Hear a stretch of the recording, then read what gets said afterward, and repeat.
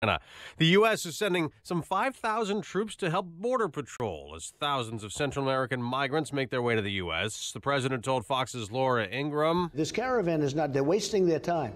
They are not coming into the country. What's the military going to be able to do? Obama and fine. Bush both sent the National Guard. But it had no effect. They're not me. I'm sending up the military. This is the military. Fox's Griff Jenkins is with the caravan in Mexico. This caravan is not deterred by the president or the administration's position. They're continuing strong. About 1,000 have turned back. We're in the town of Niltepec in Oaxaca, the southern state, as they make their way north. They're ultimately trying to get, by week's end, although I'm not sure they're going to make it in time, to Mexico City. But in the meantime, these little towns are opening their doors and letting them come in. There's an empty cell on South Dakota's death row. The morning after Rodney Burgett got a lethal injection for murdering a prison guard in 2011, but his execution was delayed 6 hours as the Supreme Court considered a last-minute appeal. So Burgett joked in his last words, "Sorry for the delay. I got caught in traffic." This is Fox News.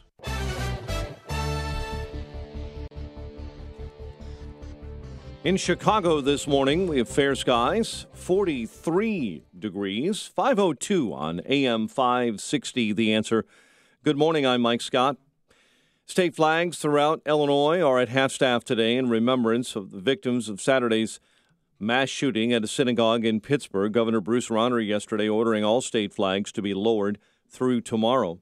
People in Chicago came together following that Pittsburgh synagogue shooting. Candles were lit and many spoke out for the 11 killed Saturday inside that Tree of Life synagogue. One person is dead following a hit-and-run crash on Chicago's south side. Police this morning say a gray Hyundai Elantra ran into the victim early this morning near 79th and Cottage Grove. The victim was then dragged for several blocks while trapped underneath that car. The driver took off after the incident, and the victim was pronounced dead at the scene. A man facing hate crime and arson charges after an evangelical church in Orland Park has been repeatedly vandalized this year. Luke Corrigan is being held without bail at the Cook County Jail.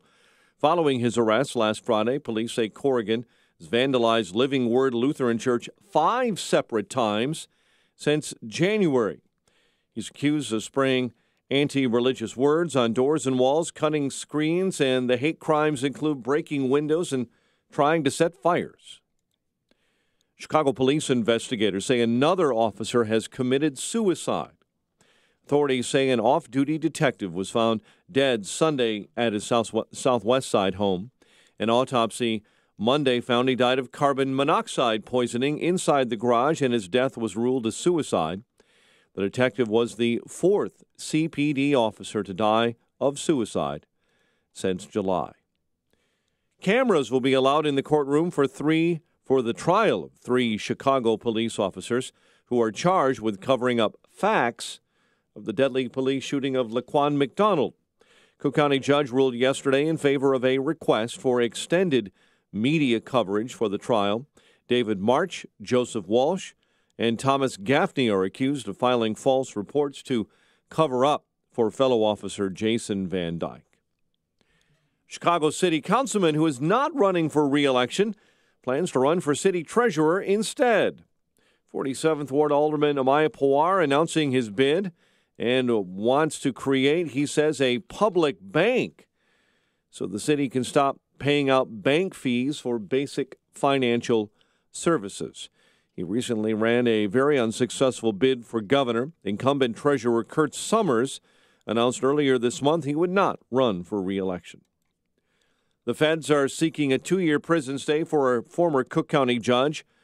Jessica O'Brien is scheduled to be sentenced November 20th after a jury found her guilty earlier this year of fraud. She was convicted of pocketing $325,000 during a scheme that took place just before she became a judge in 2012. Parking ticket scofflaws who park their cars in the West Loop and near West Side get more boots on their vehicles than any other neighborhood in the city. The 27th Ward, which includes parts of the West and North Sides, topped the list with 1,374 boot scofflaws from January 1st to June 30th. No foul play is suspected after a woman was found dead in a shuttered outpatient health facility a health facility on Chicago's South Side. The victim's body was discovered inside the former psych center on South King Drive. An autopsy is scheduled for later today. Police are still looking for the bodies of a missing Bradley University professor and her husband, but have arrested their son for murder. Officials in Peoria are charging Jose Ramirez this morning with first-degree murder in the alleged deaths of Susan Brill de Ramirez, an English professor at Bradley, and her husband Antonio Ramirez Barron, who worked in the school's IT department. All 17 deans at the University of Illinois are asking school officials to revise its policies when it comes to sexual harassment complaints against faculty. A joint letter was sent to the chancellor yesterday asking for faster investigations into complaints and more serious consequences for bad behavior. The letter was sparked by a recent controversy surrounding tenured law professor Jay Kassan, who was accused of making sexually explicit comments to coworkers and a student, but ultimately kept his job after a 2-year investigation. This morning, there is apparently a new owner of Walter Payton's cherished 1979 Porsche 930 Turbo. That vehicle was purchased at an automobile auction over the weekend for $324,000, again by an unknown buyer at the Schaumburg Convention Center. The legendary Bears running back bought that car brand new in 1979. He willed it to his son Jarrett, who inherited that Porsche after his father's death in 1999. Chicago sports, Klay Thompson, 52 points. He was literally unconscious in the first half from outside three-point range, hitting an NBA single-game record 14 three-pointers. Warriors took apart the Bulls 149-124 at the UC last night.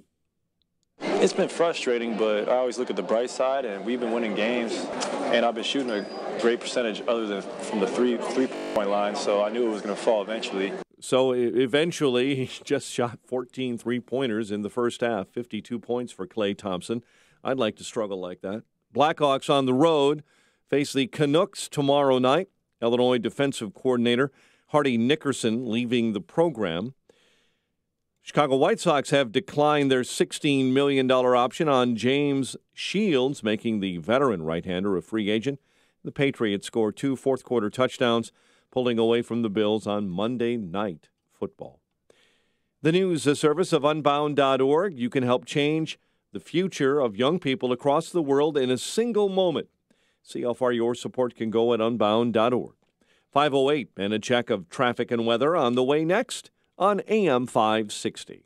Not a day goes by without a terrorist attack somewhere in the world, or violence right here in our own streets. It can be paralyzing, which is why we're here at AM 560. We try to make sense of it all, but sometimes you're looking for deeper understanding of life's most troubling issues.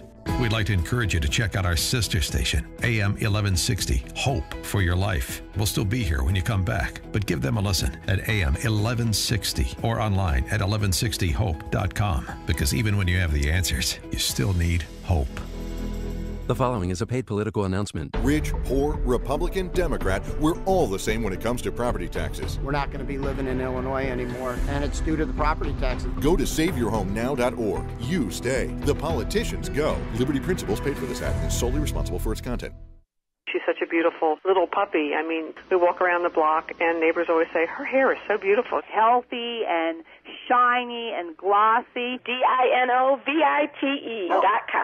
Fatty acids, omega-3s, and omega-6s are great for healthy skin and soft, shiny coats. I would really recommend people starting their puppies on Dinovite before they get into what I would call the misery index.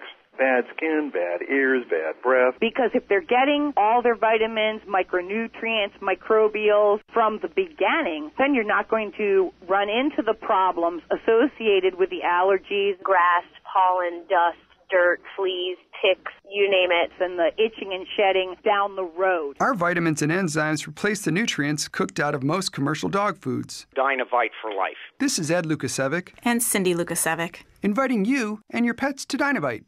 859-428-1000. DINOVITE.com. There's always that time of day when the sun creates havoc at the office. This is ridiculous. You're literally blinded by the light. Can't see a thing on your computer monitor and feel like you're baking in an oven.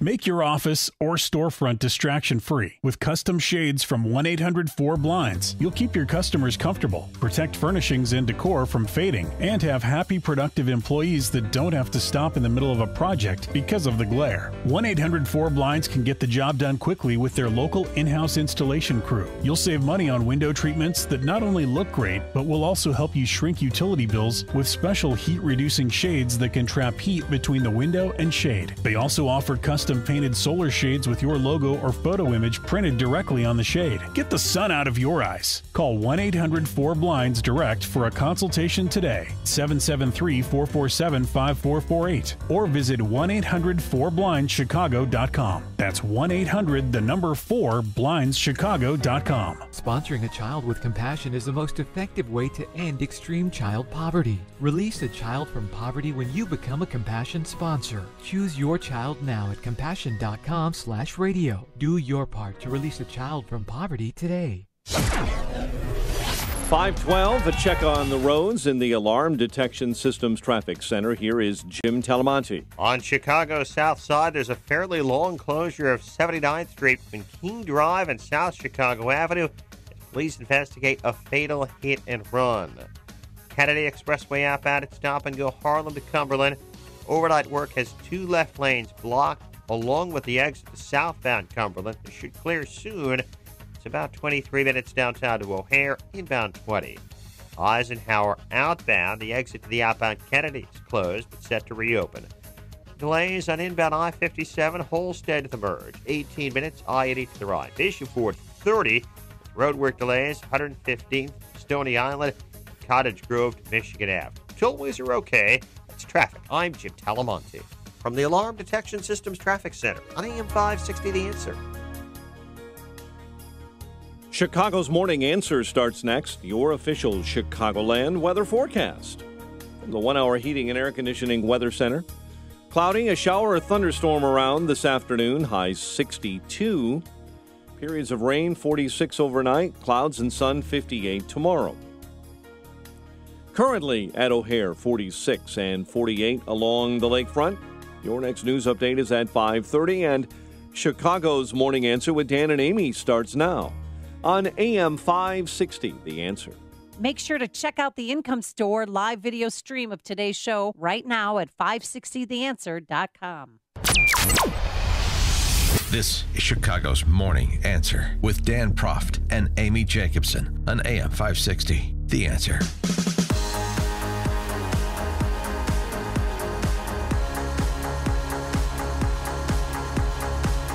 Good morning, Dan and Amy. So we're learning more about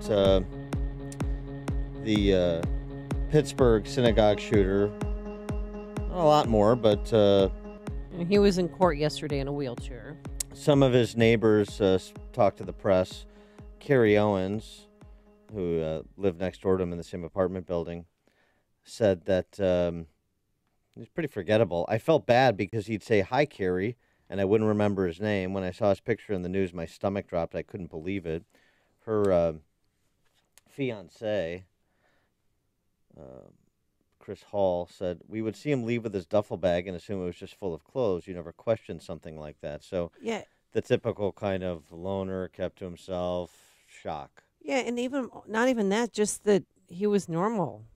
Nothing that would stand out. Not like the most terrifying thing is just how normal he seemed.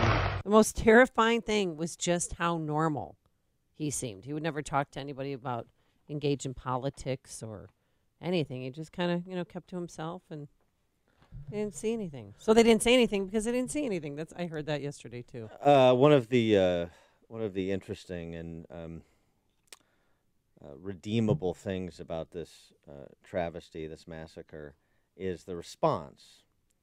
And my favorite story so far is that it was Jewish doctors who saved his life, Jewish doctors and medical professionals who saved the Pittsburgh shooter's life.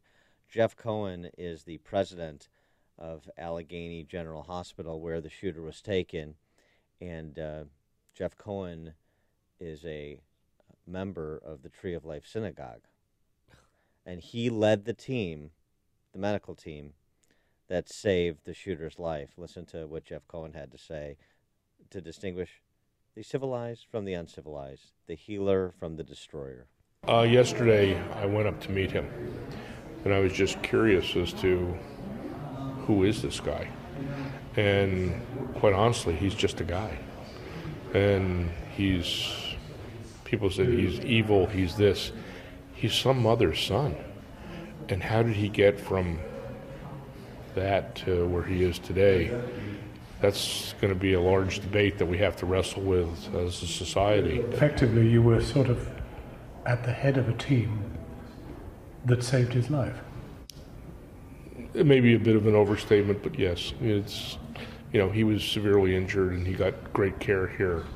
Many of the people that attended to him were Jewish, and they're heroes. They did like the cops did. They did their job. They went and they confronted the problem, and they were true to their core beliefs, and I'm very proud of them. And as a doctor, but also as a parishioner of the synagogue, and you looked into his eyes, what did you see? I just looked at him, and he's like a lot of people that come in here, that they're scared, they're confused, they don't quite understand it. But once again, my job isn't to judge him. Other people give that's a pretty awesome responsibility. My job is to take care of him.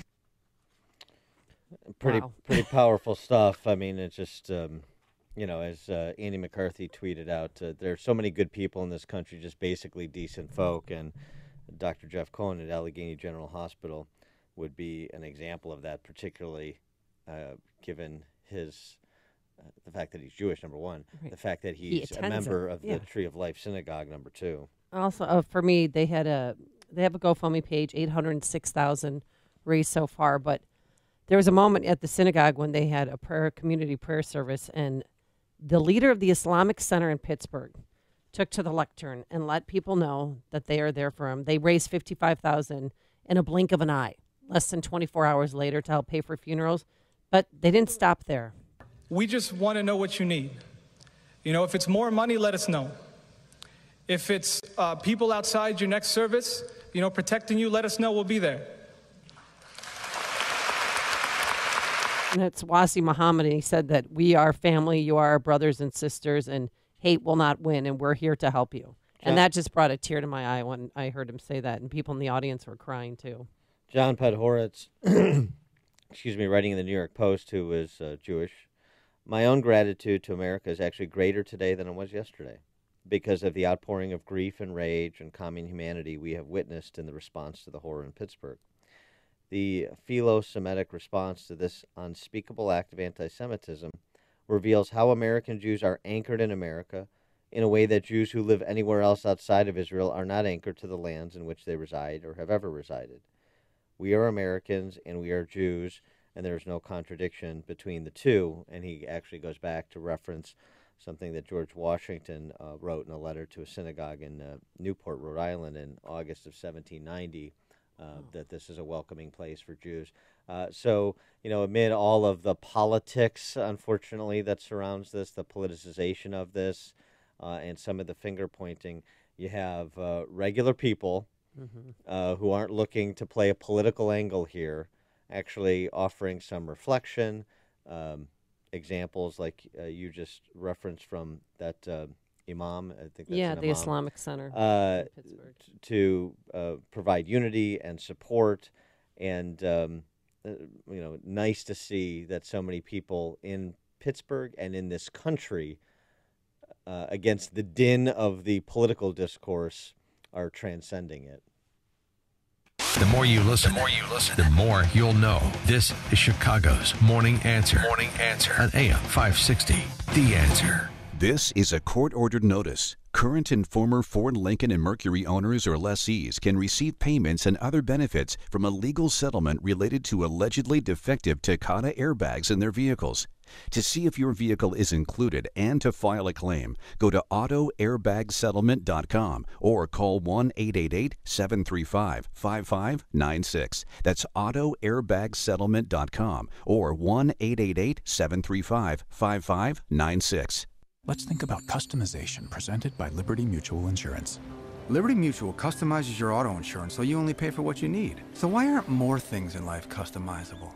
Why isn't a burger cheaper when you ask for no onions? I don't want them, so shouldn't you deduct the price of the onions, right? Otherwise, I'm paying for the onions, but I'm not receiving any onions. Go to LibertyMutual.com for a customized quote and you could save. Liberty, liberty, liberty, liberty. Coverage is underwritten by Liberty Mutual Insurance Company and affiliates. Equal housing insurer. Upstream-ideas.com, premium content that complements what we do each morning on this show. Long-form interviews in our Against the Current series. We've still got the John Cass election preview that you'd want to check out. Also, coming off of our Freedom Summit weekend, sit-downs with former Milwaukee County Sheriff David Clark, Heather McDonald, yes, author of War on Cops, The Diversity Delusion, and then also James O'Keefe, founder of Project Veritas.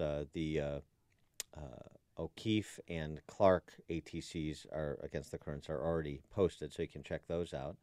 And then don't forget the issue that should inform your vote if you're an Illinois resident, property taxes.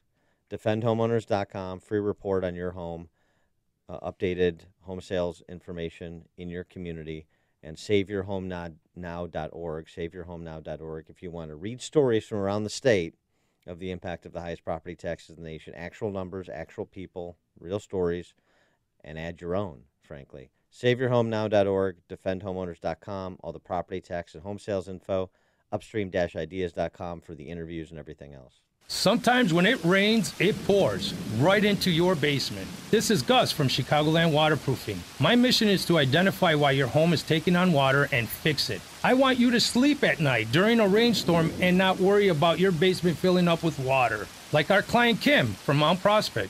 We had chronic basement flooding and no one could figure out why. During a huge storm, water was pouring in through the window wells of our finished basement and we had to bail out 6 inches of water. We got a bunch of estimates, but Gus's was the most reasonable, plus he knew exactly what the problem was. He put in a full basement drain tile system and an additional sub pump with a backup battery. Chicagoland Waterproofing gave us peace of mind. I like to say, in Gus we trust. From simple sump pumps to complex storm drainage and crack foundation solutions, Chicagoland Waterproofing's work comes with a lifetime warranty. Plus, a fully licensed plumber is always on staff. Request your estimate today at ChicagolandWaterproofingPros.com or call 847-296-3500. This Manufacturing Minute brought to you by the Technology and Manufacturing Association. Parents, did you know that there are life-changing opportunities for today's students in modern manufacturing? Manufacturers are scrambling for skilled employees. In fact, it is estimated that nearly 3.5 million manufacturing jobs will be needed over the next decade, with 2 million going unfilled due to the skills gap. Because of this shortage, today's students have an incredible opportunity to enter high-paying, high-performance careers in a high-tech industry. These career pathways are available to all, including students who may not be on track to attend a 4-year university. And these jobs are cutting edge. U.S. manufacturing is high-skilled, precision manufacturing with factories cleaner than your kitchen, producing parts for industries such as aerospace, automotive, medical, agricultural, and tech. Encourage your children to consider a rewarding and lucrative career in high-tech manufacturing. This Manufacturing Minute brought to you by the Technology and Manufacturing Association. Learn more at tmaillinois.org. AM 560, The Answer. Dan and Amy, 312-642-5600, turnkey.pro answer line, 64636DA, turnkey.pro text line. Trump and First Lady Melania are going to be in Pittsburgh today. Good idea.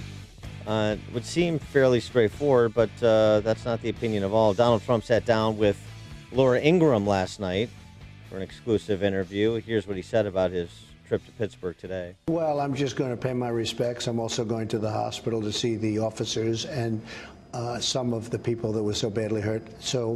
And I really look forward to going. I would have done it even sooner, but I didn't want to disrupt any more than they already had disruption.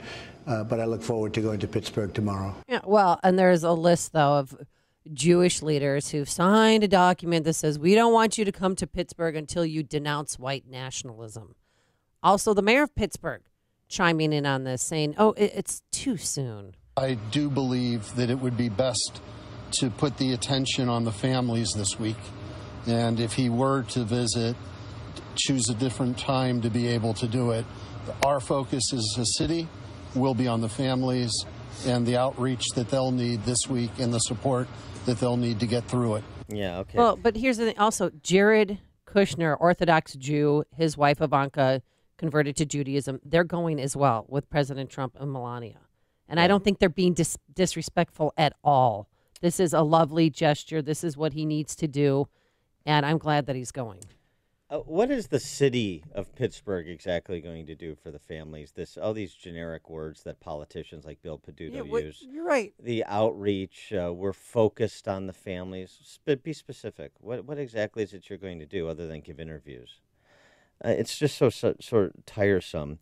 Compare that to Jeffrey Myers, who's actually a rabbi at the Tree of Life Synagogue, Mr. Mayor. The President of the United States is always welcome, Myers said. I'm a citizen. He's my president. He's certainly welcome. Good. So I'll defer to the rabbi on this count, I think. Jim in Crown Point, you're on Chicago's Morning Answer. You know, it's so amazing with the news. It used to be where they would just report it. Now you have people calling Trump Hitler. You have this and that. And immigration. I watch these people coming. They're throwing rocks in Mexico. They're disruptive. Oh, I want those people in my country. Sure, that's a great way to impress you. And we all discriminate. You know, if I have a child I want watched by someone, I vet them thoroughly because that's my child. It's amazing how these people like Pelosi and that or the outcry open the borders. I got an idea. Let's get a bus, and every homeless person you see, put them on that bus and park them right at Pelosi's house and let them get out and see what kind of attention they get. All right, thanks for the call, Jim. That's already happening in San Francisco. Trump addressed that issue of using the word nationalism or calling himself a nationalist since some of these Jewish leaders and the mayor of Pittsburgh want to play politics with it. To me, I don't have to clarify. It means I love the country. It means I'm fighting for the country. I look at two things, globalists and nationalists. I'm somebody that wants to take care of our country because for many, many years, you know this better than anybody, our leaders have been more worried about the world than they have about the United States, and they leave us in a mess. Whether it's the wars, whether it's the economy, whether it's debt, whether it's all of the things that they've done, including putting in the wrong Supreme Court justices, and we've really put two great ones in. No, I'm proud of this country. And I call that nationalism. I call it being a nationalist. And I don't see any other connotation than that. So you may not prefer the word choice. I may not prefer the word choice. But in defining it from his perspective, he's repeatedly talked about the country as a whole. He hasn't said white nationalist. He doesn't think it's white nationalism. So that is a specious attack that continues to emanate from the left. It's the politicization of a tragedy, pure and simple. There's no basis to make that allegation, and the people who are doing it are craven hysterics. Okay? Okay. Coming up on Chicago's Morning Answer. The exchanges between Sarah Sanders, speaking of craven hysterics, and the D.C. press corps yesterday on this topic at 5:38. And thank goodness it has been found, the inflatable colon, where it was and why it went away. But first, let's get into the newsroom. Here's Mike Scott. 43 degrees at 5:29. Funerals begin today for victims murdered at a Pittsburgh synagogue. Services scheduled this morning for the brothers David and Cecil Rosenthal, who have ties to the Chicago area, and Dr. Jerry Rabinowitz. President Trump heads to Pittsburgh today to pay his respects, but not everyone is on board with his visit. Wait a week. Come next week. The focus this week is on the funerals. The focus needs to be on honoring the victims and taking care of the families of the victims and giving the community a chance to heal. That is former Tree of Life Rabbi Chuck Diamond speaking to the president through an interview. State flags throughout the state of Illinois are at half-staff remembering victims, and people here in Chicago came together. Following the shooting at a Pittsburgh synagogue, candles were lit to remember the 11 shot and killed. The accused South Florida mail bomber remains jailed in Miami in federal court yesterday. Attorneys for 56-year-old Cesar Sayoc were granted more time to prepare a bond request. Florida police are investigating a shooting that targeted Republican headquarters over the weekend in Volusia County. In Michigan, the Shiawassee County Sheriff's Department is trying to find whoever destroyed dozens of campaign signs for GOP candidates over the weekend. Authorities say they believe yesterday's deadly shooting at a North Carolina high school may be tied to bullying. The victim has been identified as 16-year-old Bobby McKeithen. The suspect is the same age. Apple is expected to announce new updated products today, including a new iPad Pro, MacBook Air, and other hardware upgrades. Here in Chicago, one person is dead following an early morning hit-and-run crash. Police say a vehicle ran into the victim early this morning near 79th and Cottage Grove. The driver took off after the incident. The victim pronounced dead at the scene. Police are still looking for the bodies of a missing Bradley University professor and her husband, but have arrested their son for murder. Officials charge Jose Ramirez with first-degree murder in the deaths of Susan Brill de Ramirez, an English professor at Bradley, and her husband, Antonio Ramirez, who worked for the school's IT department. Remember, Zach Miller, the former Bears tight end, actually is still currently employed by the Bears. He and his medical team met with reporters yesterday. They're happy with his recovery from a devastating knee injury 1 year ago. You may recall the Bears tight end dislocated his knee and tore arteries while trying to catch a pass in the end zone against the Falcons. Speaking to reporters yesterday, Miller, who said at one point he thought he would lose that leg, is preparing to play football again. He said 9 surgeries on that injured leg. Klay Thompson, 52 points. He hit an NBA single-game record, 14 three-pointers. Warriors took apart the Bulls, 149-124 at the UC last night. Illinois defensive coordinator Hardy Nickerson is leaving the program. Patriots scored 2 fourth-quarter touchdowns to beat the Bills in Monday Night Football, 25-6. 5:32 is our time. We'll have a check of traffic and weather on the way next on AM 560. Mike Gallagher explains Trump keeps winning despite the obstacles. NBC Wall Street Journal released a poll. 47% of American voters approve of the job President Trump is doing. This is his highest approval rating yet, despite everything that is thrown at him, despite the entire universe, it feels, trying to stop him. Let it sink in. The Mike Gallagher Show. Weekdays at 9, right before Dennis Prager at 11 on AM 560. The Answer. This is a court-ordered notice. Current and former Ford, Lincoln, and Mercury owners or lessees can receive payments and other benefits from a legal settlement related to allegedly defective Takata airbags in their vehicles.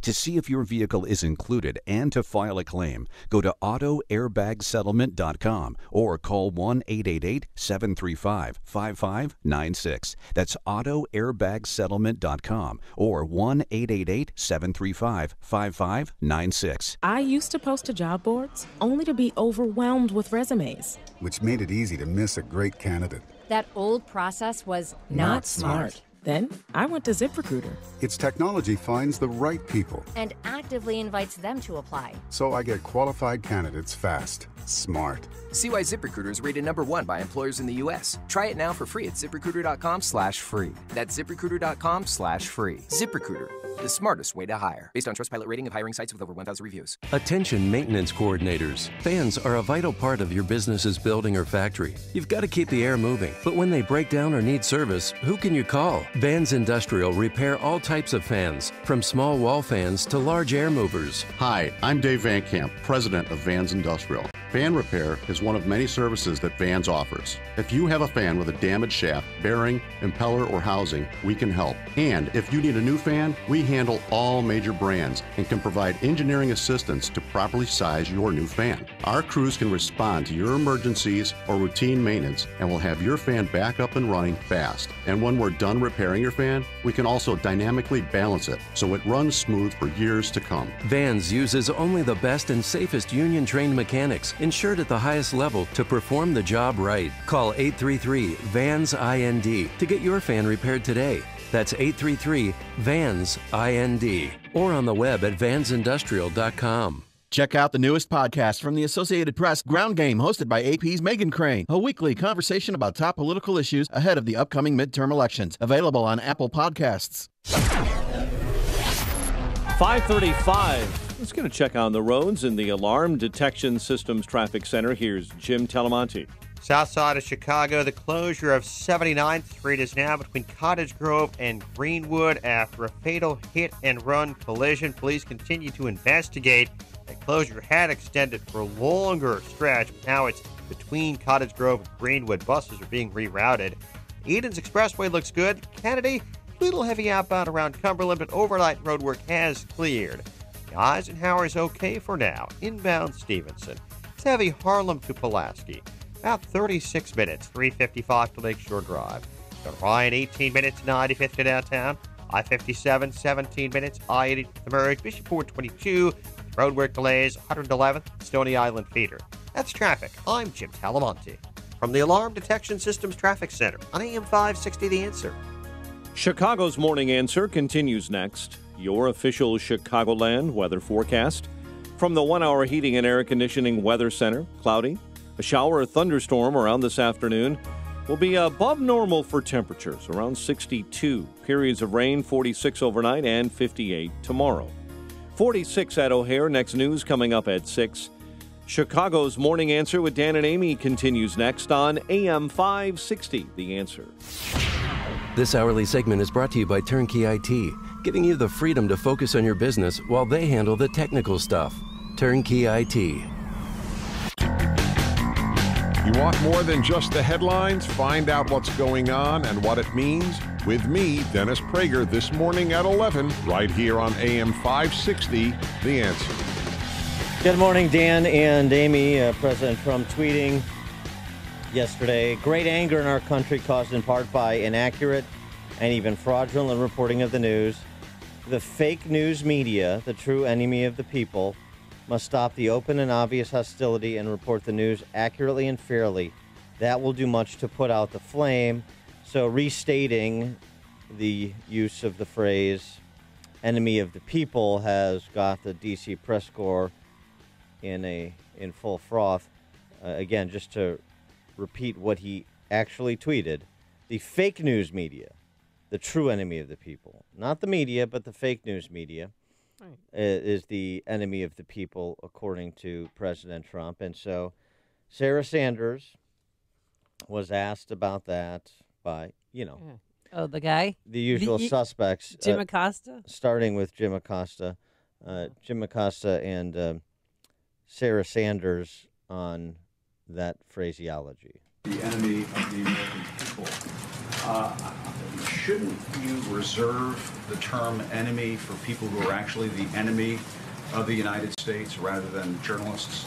The president's not referencing all media. He's talking about the growing amount of fake news that exists in the country, and the president's calling that out. Not good enough for Acosta. Wanted to follow up. Can you state for the record which outlets that you and the president regard as the enemy of the people? I'm not going to walk through a list, but I think those individuals probably know who they are. Jim? Would that include my outlet, which received I don't think it's necessarily specific to a broad generalization of a full outlet at times. I think there's individuals that the president would be referencing. Jordan. So you're not going to state for the record then. If the president is going to say the fake news media are the enemy of the people, and if you're going to stand there and continue to say that there are some journalists, some news outlets in this country that meet that characterization, shouldn't you have the guts, Sarah, to state which outlets, which journalists are the enemy of the people? Well, I think it's irresponsible of a news organization like yours to blame responsibility of a pipe bomb that was not sent by the president. Not just blame the president, but blame members of his administration for those heinous acts. I think that is outrageous, and I think it's irresponsible. Should the president tamp down the rhetoric? Should he stop referring to the fake news media, as he defines it, as the enemy of the people? 312-642-5600, turnkey.pro answer line. 64636DA, turnkey.pro text line. Since Jim Acosta wants an example, I've got many. Okay, I'm ready. I think Sarah Sanders would be better to give examples of what she's talking about. if not naming names and naming outlets. Let's give examples of it. Julia Eihoff, who is a reporter for GQ, was on a panel yesterday with Jake Tapper, and she said this. I think, this president, one of the things that he really launched his presidential run on is talking about Islamic radicalization. And this president has radicalized so many more people than ISIS ever did. What? Radicalized more people than ISIS. Really? There's a member of the D.C. press corps from GQ, another left-wing rag, not for men. So there was a response to that, and so Julia Eihoff then apologized, sort of, for what she said. Let's talk about some stuff with our panel. I want to get to the conspiracy theories in a second, but first we have a little house cleaning, because for you, the Republican National Committee is jumping on your comments. You earlier in the show said I wonder why. That Donald Trump has radicalized more people than ISIS has. David and Mona disagreed with you strongly. It's something you wanted to clarify. I do want to clarify. I think I spoke in the heat of the moment. This has been a very emotional and personally painful time for me. I think I exaggerated, and I apologize for that.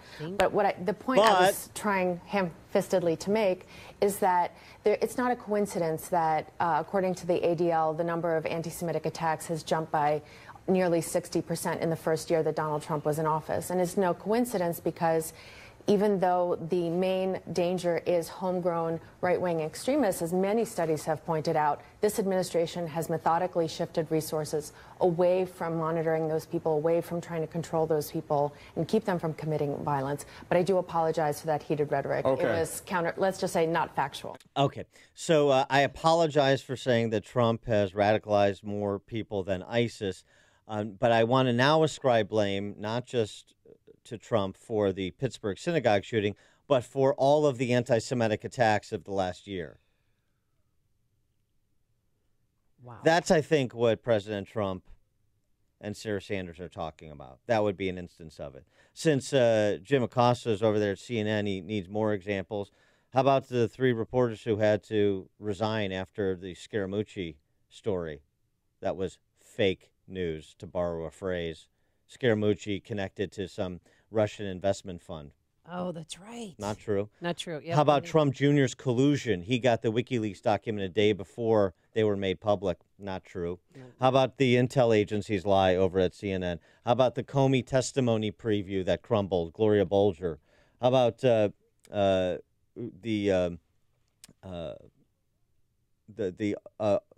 CNN Chris Cuomo saying that in October of 2016 that possessing WikiLeaks stolen documents is illegal, but insisted it's different for the media. I mean, the examples of the New York Times, the CNN having to retract stories, saying one thing on the same particular issue or set of facts for the left as compared to what they say or report, same set of facts, same issue at bar for the right. They are legion, the examples of what President Trump is generally referring to, of what Sarah Sanders is generally referring to. And the next time that Sarah Sanders goes to the dais to have an exchange with the D.C. press corps, I think she should be prepared to go chapter and verse on the topic. Let me give you examples of what we're talking about and make sure you broadcast this. Yeah. Rebroadcast all of the stories that you've had to retract, all the reporters who've had to resign or issue what passes for mea culpas, like Julia Eihoff's mea culpa. How about that, Jim Acosta? By the way, that continued. Haley Jackson got into the act, NBC, asking the same question. Should the president put a muzzle on it in the wake of a national tragedy? But at what point does a national tragedy take precedence over the president needing to punch back? If not now, when? I think you saw the president do exactly that in the wake of a national tragedy, not just this week, but every time the country has experienced the type of heartache and pain that we have over the last week. This is a president who's risen to that occasion and worked to bring our country together in a number of occasions, whether it's the hurricanes, whether it's the Las Vegas shooting, whether it was the Pittsburgh shooting, all horrible, horrible tragedies that this country has experienced. And this president has come out, condemned the attacks when it is caused by an individual, and tried to look for ways to provide and bring the country together when it was a natural disaster. Yeah, but that's not good enough because you're not allowed to attack the media. And you have also acknowledged that in the next breath, after he calls for unity, he does talk about division in what you describe as drawing contrast. Is he incapable of, in the words of some, toning it down and toning down the rhetoric? Again, I think the president has had a number of moments of bringing the country together. Once again, I'll remind you that the very first thing the president did was condemn the attacker, and the very first thing the media did was blame the president. You guys have a huge responsibility to play in the divisive nature of this country when 90% of the coverage of everything this president does is negative, despite the fact that the country is doing extremely well. Yeah, I think she needs to be more specific here. It's not that the coverage is negative. I don't know. First of all, the press corps should have an adversarial relationship to people in power. It should have integrity, too, but it should have an adversarial relationship. You're not there to rebroadcast Trump's press releases. So it's not about it being positive or negative. It's about being untrue. It's about being canned. It's about being in the tank for the left. It's about being the Democrat Party's comm shop. That's what it's about. And she needs to be more specific about that. It's not, you have to give positive coverage. Don't give positive coverage. But give coverage that is complete and contextual and consequential. If, you don't want to call the D.C. press corps the enemy of the people. Okay, fine. The D.C. press corps is the enemy of people with integrity. And we just had a story from NBC News, which I wish Sarah Sanders would have shot back with respect to Haley Jackson about Avenatti. Right. And NBC News withholding a statement they got that was effectively exculpatory for the purposes of reporting with respect to the allegations Julie Swetnick made about Brett Kavanaugh being party to a gang rape. And the woman that Avenatti presented NBC News for corroboration said Avenatti twisted her words. Yep. NBC News didn't report that until after the Kavanaugh hearing. Nope. Now Swetnick and Avenatti, thanks to Grassley, have been referred for criminal review by the Justice Department for perjury. Good. NBC News isn't a part of that. That's what we're talking about. You know, and all the self-regarding blather from the Jim Acostas of the world. Give me a break. Peter on 290, you're on Chicago's Morning Answer. Hey, good morning. Morning. So wouldn't it be better if the president was calling the news more biased news media instead of fake news media? Because it seems to be more biased than fake, according to those that are offended by the president calling them fake. Bias is built into it. That's not strong enough. What we're talking about is news reporting that is untrue, that is without foundation, that is without corroboration, that in the case I just gave of NBC actually ignores facts that they possess. That is something more than bias. So you might not like the word fake, fine. Then use integrity. Fact-based. I'm not talking about you. I'm just saying, you in the general sense. Right. I understand that, but I mean, this way the snowflakes that are actually part of the news or that distribute the news will be less offended then. Got to dial it back for them because, everyone needs a participation trophy these days. Yeah, right. All right. Thanks for the call, Peter. Appreciate it. Scott in Aurora. Hey, I just wanted to bring up, I just thought that, they always say that Trump is, hates the news and stuff like that. I think he's the first one that actually calls them out. And you can tell every time they have a press conference or anything, they're furious for the fact that he's calling them out. And I don't have a problem with him calling them out. The unfortunate part is at the end of the day, you have a heated argument that for the world to see, and it's just because of the fact that he's calling them out. And they never had anybody call him out. When Reagan was there, they were saying that Reagan said that he was, he said that was part of the job. Well, I don't think that should have to be part of the job that you're lied about every single day, especially in Trump's shoes. Well, thanks for the call, Scott. I mean, yeah, you're going to be, attacked from all sides. You're the President of the United States. However, I agree with, and the important part of what you said is that you're allowed to participate. You're allowed to say when somebody is reporting you in a way that is not factual, and certainly your press secretary is. And give concrete examples of what we're talking about. I just gave half a dozen. There are many, many more. Well, maybe and we know, CNN. and by the way, we know the proclivity of the D.C. press corps. Right, this is not in question. Gallup polling, 84 to 92% vote for the Democrat nominee for president for the last 50 years. Do you think that influences their perspective, the way they report, the stories they choose, how they choose to report them? Of course it does. Yeah, there's no debate over what CNN's role in all of this, but they probably feel victimized because a pipe bomb or whatever was sent to their station. What does that have to do with And then Trump? another one, a 15th device was found yesterday heading to Atlanta to CNN headquarters there. Rabbi Dov Fisher writing in the American Spectator, don't insult me as a rabbi by blaming your political enemies for some dirtbag Jew hater. Do you remember the Democrats and the CNN crowd rushing to blame Saudi Arabia for the 9/11 attack on the Twin Towers, or to blame Islam? I don't. There were 19 murderers on 9/11. 15 of them came from Saudi Arabia. The others were Muslims. And he goes through, do you remember other historical examples? Do you remember the Democrats blaming Castro and communism for Lee Harvey Oswald when he murdered President Kennedy? I don't. You remember the Democrats blaming Robert De Niro for the shooting and attempted assassination of Reagan? I don't. Remember Hinckley wanted to impress and protect Jodie Foster, and the movie Taxi Driver had portrayed the violent mental case Travis Bickle protects a 12-year-old prostitute Foster and ultimately tries to assassinate a U.S. senator running for president. Is that De Niro's fault? Of course not. It's absurd. So the insinuation that Trump is responsible for the Florida bomber or the Pittsburgh shooter is absurd. And it is sort of a new low, even beyond David Axelrod blaming the Tea Party for the Gabby Gifford shooting. I mean, even the Pittsburgh shooter, he denounced President Trump in some of his online postings. Yeah, because he hated President Trump because was too pro-Israel. Right, too pro-Israel, and moved the embassy. But nobody. Do you want to compare Trump's relationship with Netanyahu and the state of Israel to Obama's, and talk about anti-Semitism? Not to mention the familial ties that you mentioned earlier. Mm-hmm. The whole thing is so ridiculous. The attempt to ascribe culpability to Trump for the bomber or the shooter. It really is beyond the pale.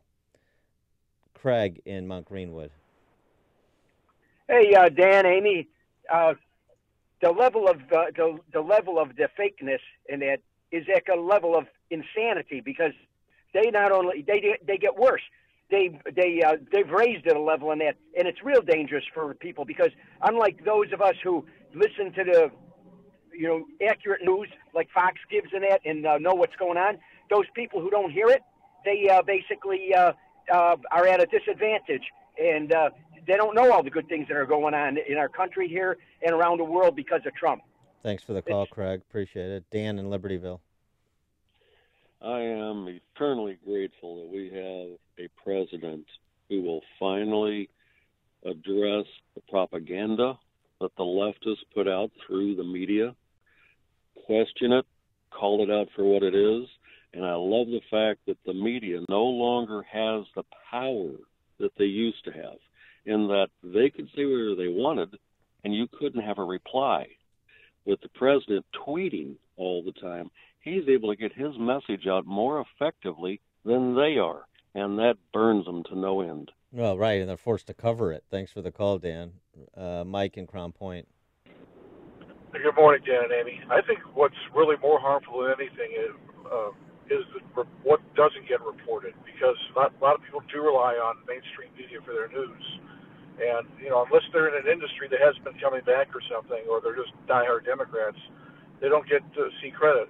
And if you go talk about bias, you go back and look at, during the Obama administration, all the network heads and reporters and anchors, this one's married to somebody in the administration, this one's dating somebody, this one's engaged in, this one's sleeping with them. It's outrageous that they dare call themselves journalists.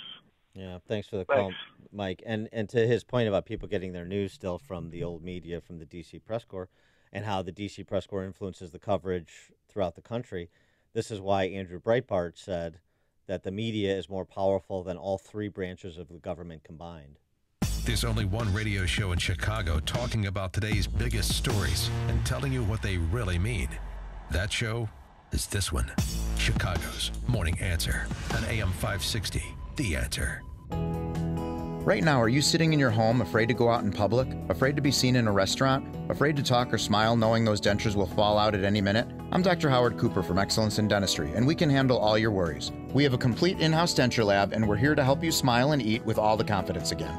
Every day I see folks like Mary, whose family didn't know where else to turn. Mary's been losing weight and wouldn't eat with her ill-fitting dentures. After talking with Mary, we realized that not only did her denture not fit well, but she hated the way it made her look. We fabricated a new denture that day, and we designed it with Mary's concerns in mind. The smile on her face when we finished conveyed the greatest feeling of all. Mary not only looked beautiful, but she was happy and couldn't wait to get downstairs and hit the restaurant. Mary is happy and her family is happy. That's what we do for our patients. We change their lives. Call us at 847-244-4000 for your free consultation. Don't hide in your house any longer. Again, call us at 847-244-4000. We are located in Gurnee at Washington and 21 in Saratoga Square. Excellence in Dentistry, creating excellence one smile at a time. Hey guys, Ken here from the award-winning podcast Today's Growth. If you had to choose sides, which camp would you rather be in? Would you rather have time and no money, or money and no time? Did you know that 95% of U.S. adults by choice have settled into these categories? Much more interesting is that 1 out of 20 people have built their life around achieving simultaneous control of both time and money. What choices did these 5% make that the others didn't? My friends at Income Store have shown both households and businesses how to build second, third, and even fourth revenue streams for the express purpose of gaining control of time. When it comes to helping folks create their next revenue model, both Forbes and Inc. recommend Income Store as a can't miss. Could your household or business use an additional revenue model that doesn't solely depend on you? If so, you need to check out IncomeStore.com. That's IncomeStore.com. The following is a paid political announcement. Did you hear that Tony Preckwinkle and Mike Madigan have spent over $300,000 in ads just to take out Tim Schneider? Tim Schneider is our tax watchdog on the Cook County Board. No. Yes, and Tim's opponent, Kevin Morrison, says he wants to create smart new ways to create revenue for Cook County. That sounds expensive. It sure does. We need Tim Schneider on the Cook County Board to fight for taxpayers. Now, Tim has never voted for a property tax increase. Tim has never voted for a sales tax increase.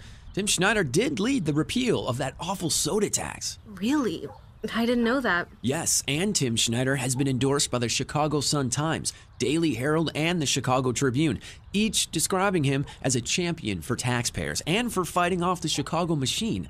The Tribune said Schneider is an extraordinary board member who is sensitive to the big tax burdens on homeowners and employers. Well, I already pay too much in taxes. I'm voting for Timothy Owen Schneider. Paid for by Citizens for Tim Schneider. If you're self-employed and purchase your own health insurance, I have some good news. From now until December 15th, you cannot be denied coverage based on a pre-existing condition, and depending on your income, you may find a more affordable plan. And this year, thanks to President Trump, if you're healthy and your income is too high to qualify for a subsidy, there is a new and competitive non-Obamacare marketplace where premiums are much lower and the PPO networks include access to our teaching hospitals in Chicago.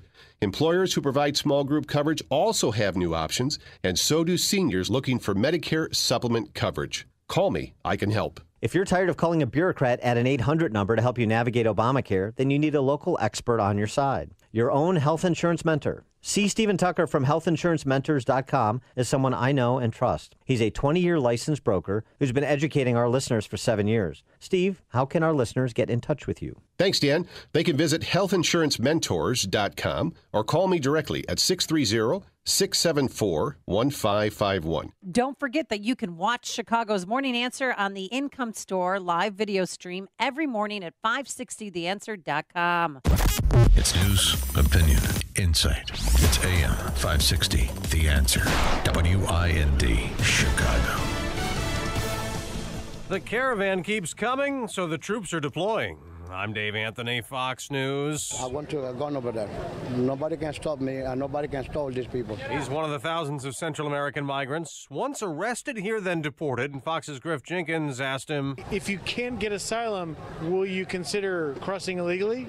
Yes, yes. Now, President Trump's vowed not to let that happen. Fox's Rachel Sutherland live in Washington.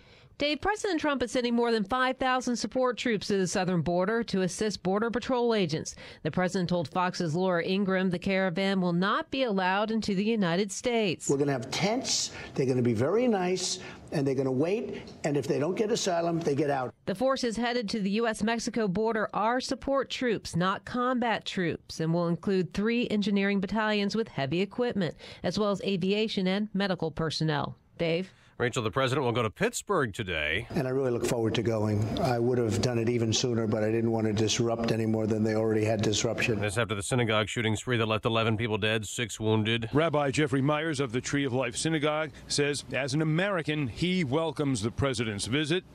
Other Pittsburgh residents, though, want Mr. Trump to stay away. Fox's David Lee Miller in Pittsburgh, where the accused gunman was in court yesterday. He spoke to the judge and said yes a few times, asking for a public defender. He was also seen muttering to himself as he left the courtroom. He will be back in court on Thursday. Robert Bowers could face the death penalty. Cesar Sayoc also jailed without bail after the accused mail bomber made a court appearance in Miami. In Matthews, North Carolina, no school at Butler High the day after police say a 9th grade student shot a 10th grader who died. Superintendent Clayton Wilcox. Some have asked me, how could someone, especially a student, come onto one of our campuses with a loaded gun? And I wish I had an answer to that. The accused shooter's in custody. This is Fox News. Fair skies and 43 degrees at 6:02 on AM 560. The Answer. Good morning. I'm Mike Scott. State flags are at half-staff in remembrance today of the victims of Saturday's mass shooting. Governor Bruce Rauner yesterday ordering all state flags to be lowered. People in the Chicago area came together following the shooting at a Pittsburgh synagogue. Candles were lit last night for the 11 shot and killed Saturday inside the Tree of Life synagogue. One person is dead following a hit-and-run crash early this morning on Chicago's south side. It happened, according to Chicago police, near 79th and Cottage Grove. The victim was dragged for several blocks after being trapped underneath that car. Driver took off after the incident. The victim pronounced dead at the scene. A man facing hate crime and arson charges after an evangelical church in Orland Park has been repeatedly vandalized this year. Luke Corrigan is being held without bail at the Cook County Jail following his arrest last Friday. Police say Corrigan has vandalized the Living Word Lutheran Church 5 separate times since last January. Chicago police investigating another officer's suicide. An off-duty detective was found dead Sunday at his Southwest Side home. On autopsy, found he died of carbon monoxide poisoning inside of his garage. The death was ruled a suicide. It is the 4th CPD officer to die by suicide since July. One of Chicago's legendary department stores will reopen its first location in the 9700 block of Southwestern Avenue in Evergreen Park on Black Friday. The Evergreen Plaza Carsons will be run by Lisa Beardsley, an 18-year Carsons veteran. Weeks after going out of business, sales ended. Carsons and other chains owned by Bon-Ton stores were back in business online. Carsons went back online less than a week after a Delaware bankruptcy court judge approved the sale of the company's intellectual property to a Maryville, Indiana-based company, CSC Generation, and their CEO, Justin Yoshimura. In a statement on the Carson website, Yoshimura says the company is sprinting as fast as it can to rebuild the company, and part of that is opening its first location on Black Friday. Klay Thompson, 52 points and an NBA single-game record, 14 three-pointers. Warriors took apart the Bulls last night, 149-124. White Sox have declined their $16 million option on James Shields. Monday Night Football, Patriots over the Bills, 25-6. Bears take on the Bills in Orchard Park Sunday. The news service of Amazon raising the bar on wages beginning November 1st. Pay starts at $15 an hour in the Chicago area. Learn more and apply online at amazon.com/Chicago Jobs. Amazon's an equal opportunity employer. 6:05 and a check of traffic and weather on the way next on AM 560. The following is a paid political announcement. Rich, poor, Republican, Democrat, we're all the same when it comes to property taxes. We're not going to be living in Illinois anymore, and it's due to the property taxes. Go to SaveYourHomeNow.org. You stay. The politicians go. Liberty Principles paid for this ad and is solely responsible for its content. Wow, we've been doing a lot of roofs. And we're ready to do yours. This is Mark Olson. And Greg Olson from Crumweedy. Okay, say it. If your roof is needy, call Crumweedy. Remember that when you need repair or when you need a new roof. It's so important to choose your roofing company wisely. Here's our pitch. Installation. It's the ballgame. We follow the manufacturer's specifications, so your warranty is totally intact. Most roofing companies don't do that. When we give you a quote, we give you good, better, and best options. You decide. And we're not going anywhere. We're a third-generation family business. 65 years of doing great roofs. We run the company on good, conservative values. For any roofing problem or need, call your roofing guys, Crumweedy. Do we have any special offers? Sure. Just ask. We'll take care of you. Get all the info at myroofisneedy.com. When your roof is needy, call Crumweedy. 630-595-8020. 630-595-8020. All money managers may seem pretty much the same. But while some money managers may recommend high commission investment products, Fisher Investments avoids them. Some money managers may have hidden and layered fees. Fisher Investments never does. And while some money managers are happy to earn commissions from you, whether you do well or not, Fisher Investments fees are structured so we do better when you do better.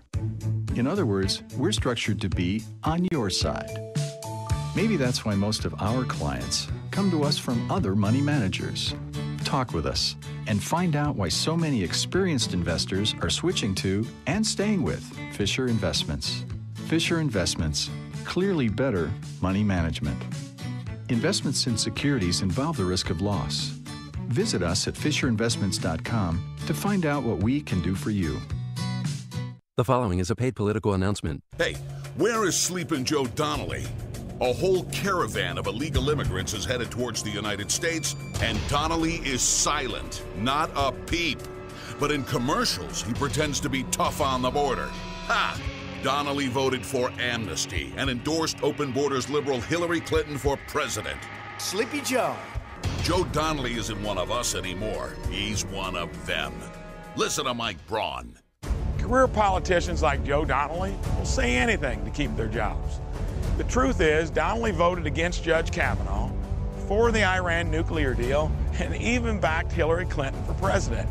We deserve better. I spent my career in the real world, creating jobs and getting things done. In Washington, I'll fight to bring back good-paying jobs and fix our health care. I'm Mike Braun. I approve this message, and I ask for your vote.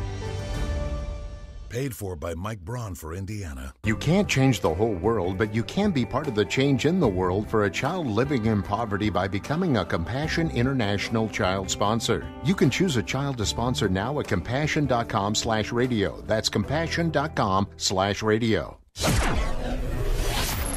6:08, a check on the roads in the Alarm Detection Systems Traffic Center with Jim Telemonte. South side, 79th Street is blocked. Cottage Grove, Greenwood, after police investigate a fatal hit and run. Traffic is heavy on the inbound Kennedy Expressway, Cumberland to Harlem.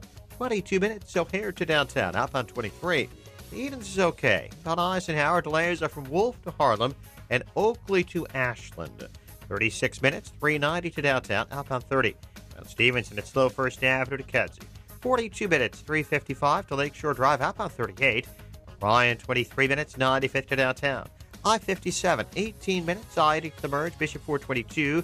Traffic in the northbound Tri-State is heavy from the Reagan Tollway to the Eisenhower, eastbound Adams Tollway from the Tri-State to the Kennedy.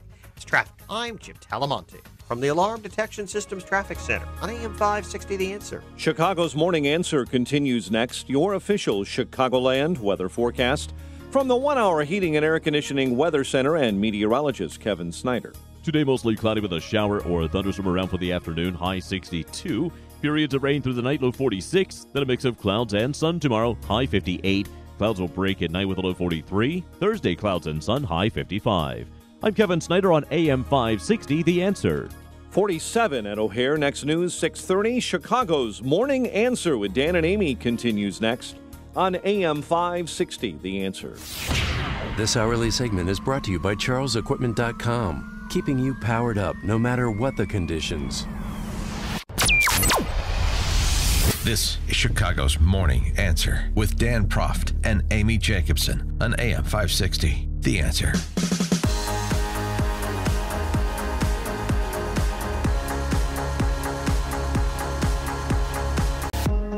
Good morning, Dan and Amy. Is President Trump right to scramble 5,200 troops and send them to the border to await the caravan? 312-642-5600, turnkey.pro answer line.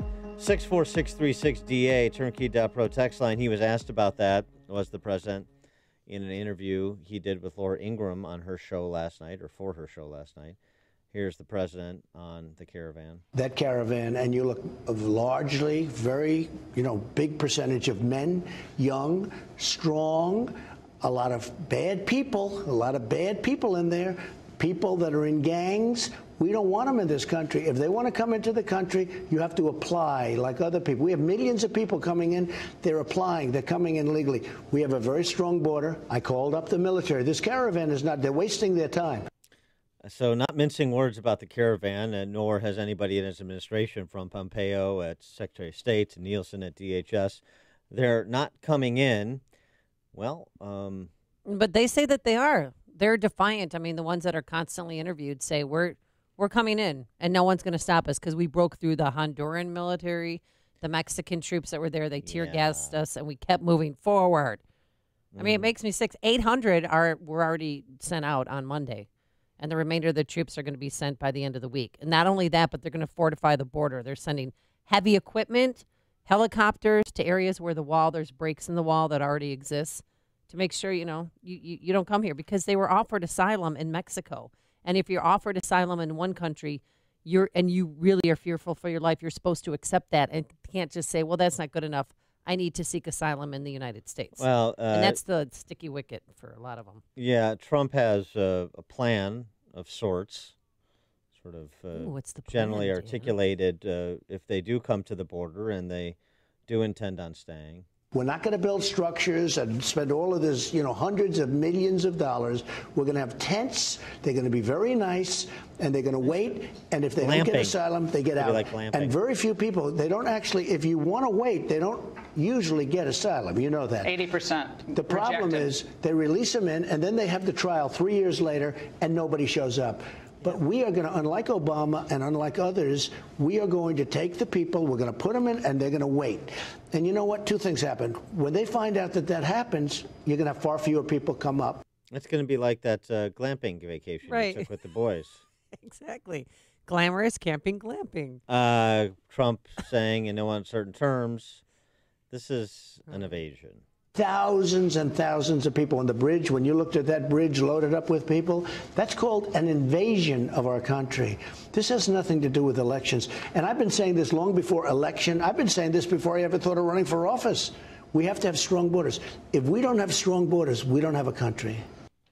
I'll tell you what, it's interesting. Andrew Sullivan, writing in New York Times Magazine over the weekend, I think it was, maybe it was the New Yorker, I'm forgetting now. But anyway, Andrew Sullivan, sort of one of the leading intellectual lights of the left, saying, Democrats, you're not going to be able to ignore immigration policy, border security as a real public policy issue forever, or maybe even for the next week, as all of the Democrats in hotly contested races, including Beto O'Rourke in Texas, in El Paso, have done. This is like a real matter that has to have a real political and public policy response from the federal government, since border security, national defense is the purview of the federal government.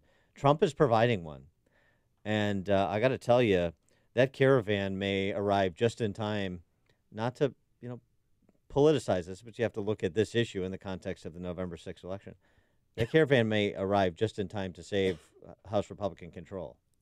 I honestly believe that. And it makes my blood boil when people like Beto O'Rourke, who attended El Paso High School, who is part of this culture, has no He's comment a on this. congressman from the region. He's right, a 3-time congressman from El Paso, and he has no comment on He's this. studying it.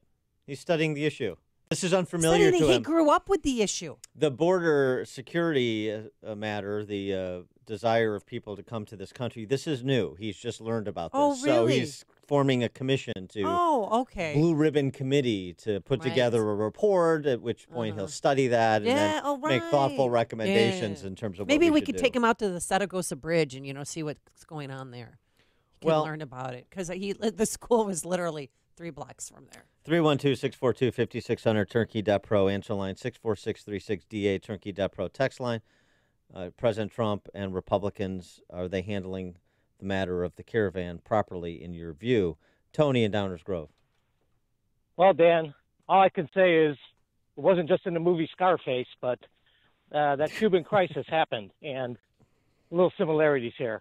And I want to say one other thing. When people are talking about violence and rage, Obama subtly divided the country every time there was a shooting and it was race-related. And I don't hear anybody talking about how many cops have been killed since his rhetoric inflamed people. Thanks for the call, Tony. Mitch McConnell, writing in the Washington Times, Mitch McConnell with an op-ed over the Really? weekend. Yeah. Bringing American politics back from the brink. And he goes through, the more divisive moments of recent memory, like the Kavanaugh confirmation fight. But he ultimately gets to, these are the facts. While my Democrat colleagues have urged on angry mobs, this unified Republican government has been helping to deliver one victory after another for American workers and families, talking about the economy, consumer confidence, and the like. We've taken major bites out of Obamacare and Dodd-Frank, providing relief for families and small businesses, passed landmark legislation to confront the opioid epidemic head-on, rebuild America's infrastructure. The contrast could not be clearer. Democrats are grasping for unhinged attacks. Republicans are continuing to take care of the people's business.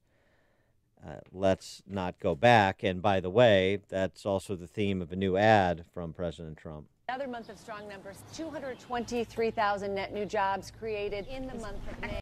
When I look at the way things are, it reminds me how far we've come. These numbers, they are depressingly weak. The punch to the gut, the economy is growing even more slowly than we thought. But things are starting to change. There's more opportunity and security to invest in the ones that matter. Look, we can't get distracted from the biggest issue, which are jobs and our kids' future. But this could all go away if we don't remember what we came from and choose the right future.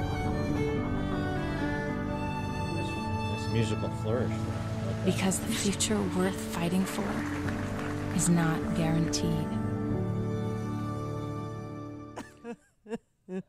Not a dry eye in the house. Bravissimo. Adriana Cohen, writing in Boston Herald. Time to flee the Democratic Party. She's picking up on Kanye West's Blexit. Oh, yeah. The Black Brexit. exit from Yeah. the Democrats. Yeah, that's pretty She wants a Wexit. Oh, Wexit? Yeah, Wexit. Women Wexit. exiting the Democrat Party. Oh, nice. If American women truly want to be empowered, they should stop the histrionics and incessant whining over Trump's latest tweet. Instead, they ought to acknowledge that the robust economy he's unleashed in less than 2 years has created over 4 million new jobs, giving them, their daughters, aunts, and sisters what feminists have long fought for: independence. Adriana Cohen. By the way, we'll have closing arguments today. It is closing arguments week on Chicago's Morning Answer. Yes, Mike it is. Braun, Republican nominee for U.S. Senate in Indiana, at the bottom of the 7 o'clock hour, and Peter Roskam at the top of the 8. Lewis in Dayton, Texas. Good morning, Dan. How are you doing this morning? Morning. Good morning. I wanted to comment that I agreed with Trump's policy of what he's doing. What a lot of people need to understand is, first of all, these people have made pretty much a threat stating that, we have borders and security and we have rules, but they're saying they don't care. They're just going to break down our borders, break down our walls. So they're right off the bat defying us in showing force. So for us to show force back is to let them know and other people know that you're not going to be able to come to this country and make your own rules and do what you want. That's the first thing. But secondly, I mean, it's for me being in the military, it's reminiscent of I hate to say it this way, but sleeper cells. A lot of people from other countries, they come in under the disguise of students and people wanting to get a job and a better life. They come to this country and then they form these cells. The same thing happening with these caravan. While there are a lot of people who are looking for shelter and safety and a better life, people need to understand a lot of those people aren't here with good intentions for the best reasons. They are here, some of them are gang members, some of them are escaping murder and other charges with whatever countries they're coming from.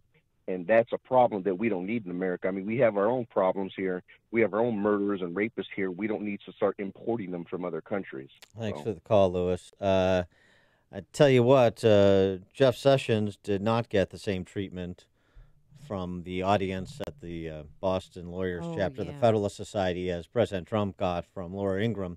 Sessions beginning his remarks, and a priest in the audience at this Federalist Society event in Boston chose to confront Mr. Sessions and called on him to repent. Is one reason why I was hungry, and you did not feed me. I was a stranger, and you did not welcome me.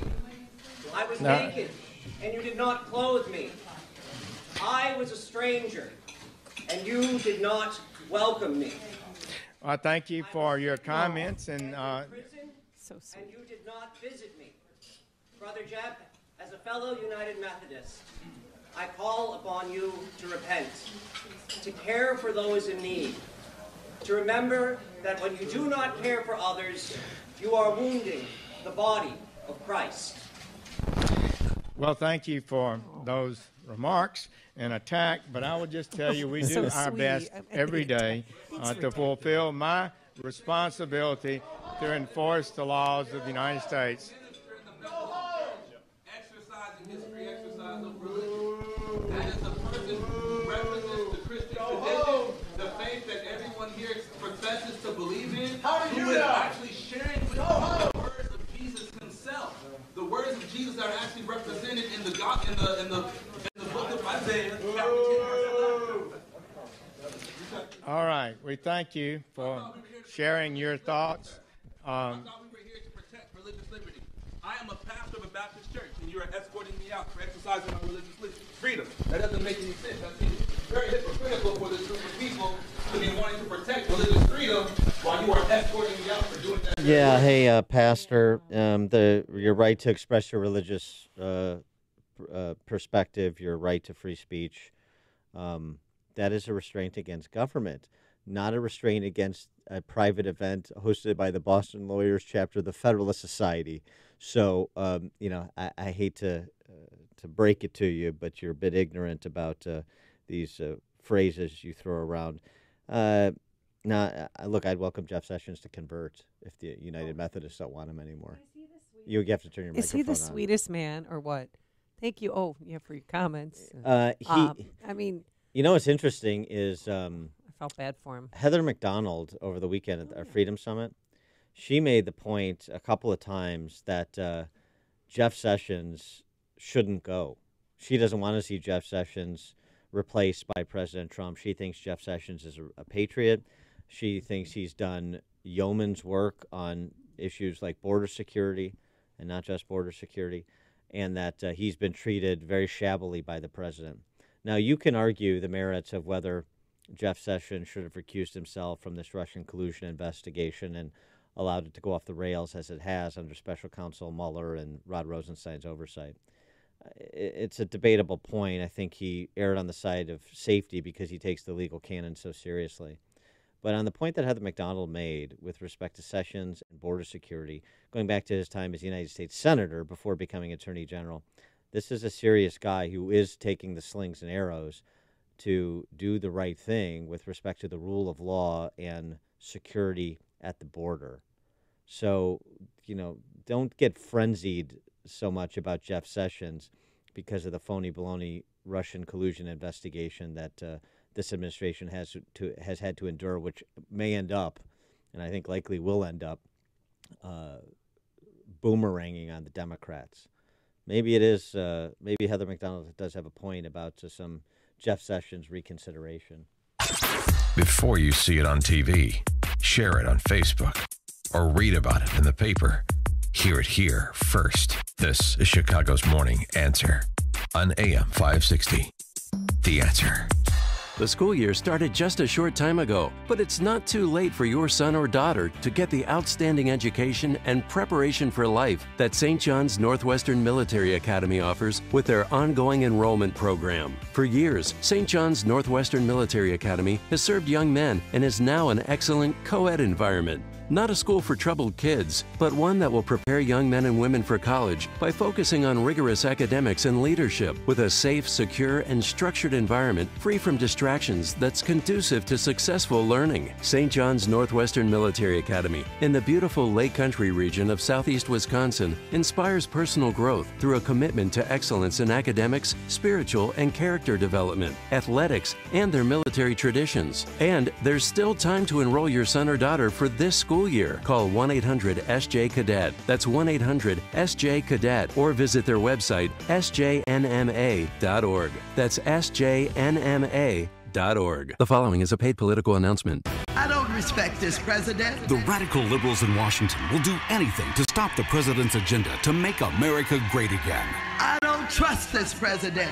They would rather see the country fail. His motives and his actions are contemptible. Then fix the problems facing our nation. And I will fight every day until he is impeached. Impeach 45. Impeach 45. But Julie Olthoff isn't waiting around for the career politicians in Washington to deliver solutions. Julie Olthoff believes our conservative ideas will give us prosperity and preserve the American dream. That's why Julie has worked with Governor Holcomb to balance Indiana's budget, cut taxes for hardworking Hoosiers, and fully fund the next 20 years of building and maintaining our roads and bridges. Julie Olthoff and Governor Eric Holcomb have Indiana on the right track. Vote Julie Olthoff for state representative on or before November 6th. Paid for by voters for Julie Olthoff. Want your home's furnace to stay safe and reliable? And want to prevent any potential problems before they happen? At your local 1 Hour Heating and Air Conditioning, we recommend an annual furnace inspection and tune-up. Right now, get a $79 furnace tune-up. Call 855-1-HOUR. Because not taking care of your furnace, that's just cold. Your comfort is just a call away. Call 1 Hour. Terms and conditions may apply. Call for details. Independently owned and operated. Licensed in the respective state or county. To experience relief from muscle cramps in your legs and feet, use TheraWorks Relief. This non-greasy foam is proven to relieve muscle cramps fast and reduce muscle soreness. TheraWorks Relief can also prevent muscle cramps before they start, so you can get a full night's sleep without having to worry about muscle cramps. TheraWorks Relief only takes minutes to apply, absorbs quickly, and it works. TheraWorks Relief is a life-changing product, and you don't even need a prescription. Get TheraWorks Relief today in the pain relief aisle at Walmart, CVS, Rite Aid, and Walgreens pharmacies, or TheraWorksRelief.com. Did you know that studies have shown that we need over 10 servings of fruits and veggies every single day? If you're like me, it's hard to find the time and money to prepare and eat all of those fruits and vegetables. Who can do that? Yet we know that proper nutrition can prevent health problems, give us energy, and help us heal faster. Balance of Nature has spent over 20 years researching and delivering solutions to this problem. We can ensure that you consume over 30 different fruits and veggies every single day. Our capsules are filled with 100% real whole foods. There isn't a single thing added to Balance of Nature products. They're pure. We spent an incredible amount of time on the quality of our products. We do this for you. We do it for our own families. Give yourself a break and give your body what it needs. Call now to receive 35% off your first Balance of Nature order. Call 1-800-2468-751 or go online to balanceofnature.com. Use promo code CHICAGO. What if you could enjoy total peace of mind when it comes to home security? What if the best technology came from a local company who puts the customer's needs first? Alarm Detection Systems is the right choice for an alarm system with complete control from your phone or tablet. Know when your children arrive home from school. View live streaming video.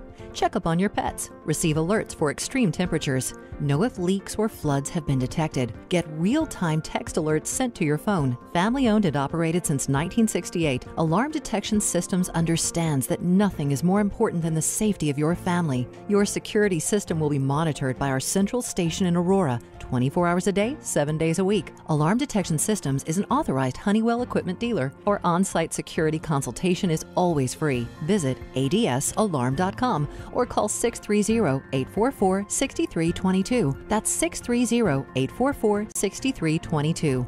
Alarm license number 127000143. AM 560, The Answer. Coming up on Chicago's Morning Answer. At 6:36, Sully Sullenberger weighs in on our politics. And later, Julian Assange, he refuses to do his chores and may be kicked out. We'll explain it. It has to do with cat. But first, let's get into the newsroom. Here's Mike Scott. 46 degrees. Funerals are beginning this morning. For those killed in the Pittsburgh synagogue shooting, memorial services are scheduled for Jerry Rabinowitz and the brothers David and Cecil Rosenthal, who have strong ties to Chicago. President Trump says he's eager to visit Pittsburgh after the synagogue shooting. I'm just going to pay my respects. I'm also going to the hospital to see the officers and some of the people that were so badly hurt. And I really look forward to going. I would have done it even sooner, but I didn't want to disrupt any more than they already had disruption. That from a Fox News interview with Laura Ingraham. The accused Florida mail bomber remains jailed in Miami. Cesar Sayoc's attorney, Jamie Benjamin, says the evidence, in his opinion, against his client is weak. If a jury heard what's in that complaint, he'd get a not guilty, he'd be out the door. There's not enough there. It says we can't confirm this fingerprint. It says we can't confirm DNA. That's all it says. Federal court yesterday, the 56-year-old's attorneys were granted more time to prepare a bond request. Prosecutors say they'll oppose. President Trump says this morning he's going to sign an executive order ending birthright citizenship for babies born in the U.S. to mothers who are not citizens. Those, according to the president, include illegal immigrants. How ridiculous. We're the only country in the world where a person comes in, has a baby, and the baby is essentially a citizen of the United States for 85 years with all of those benefits. It's ridiculous. It's ridiculous. And it has to end. He made those comments in an interview last night with Axios on HBO. The president says he's talked with several members of his inner legal council, and he does have the power, he believes, to change that part of the rule. State flags throughout the state are at half-staff in remembrance of the Pittsburgh synagogue victims. Meantime, people in Chicago came together last night to light candles and remember those lives that were taken at the Tree of Life synagogue. One person dead following a hit-and-run crash on Chicago's south side. It happened early this morning near 79th and Cottage Grove. Cameras will be allowed in the courtroom for the trial of 3 Chicago police officers charged with covering up facts of the deadly police shooting of Laquan McDonald. Police are still looking for the bodies of a missing Bradley University professor and her husband, but have arrested their son for murder. Klay Thompson, 52. Warriors took apart the Bulls at the UC 149-124. Illinois defensive coordinator Hardy Nickerson is leaving the football program. Last night in the NFL Monday Night Football, Patriots over the Bills, 25-6. The news is a service of Unbound.org. Right now there are young people across the world facing a tough choice. Continue their dream of education or drop out to help their family put food on the table. See how far your support can go at Unbound.org. 6:33 and a check of traffic and weather on the way next on AM 560. The world is a dangerous place. Often, it's a very ugly place. And you come here to try to help make sense of it all. We give you the latest news, help you understand what it means and why it's important. But there are bigger questions you need answered about life and death, faith and hope. And that's where our sister station, AM 1160, Hope for Your Life, comes in. When you're looking for answers to life's biggest questions, give them a listen at AM 1160 or online at 1160hope.com. Balance of Nature's fruits and veggies in a capsule. I've been on it now. Oh, it's got to be close to 5 or 6 years. Wow. But I've never run out, and I like to have a little cushion. If I want to double up, if I feel a little, like I need a little extra, I don't have to worry about like being stingy with it.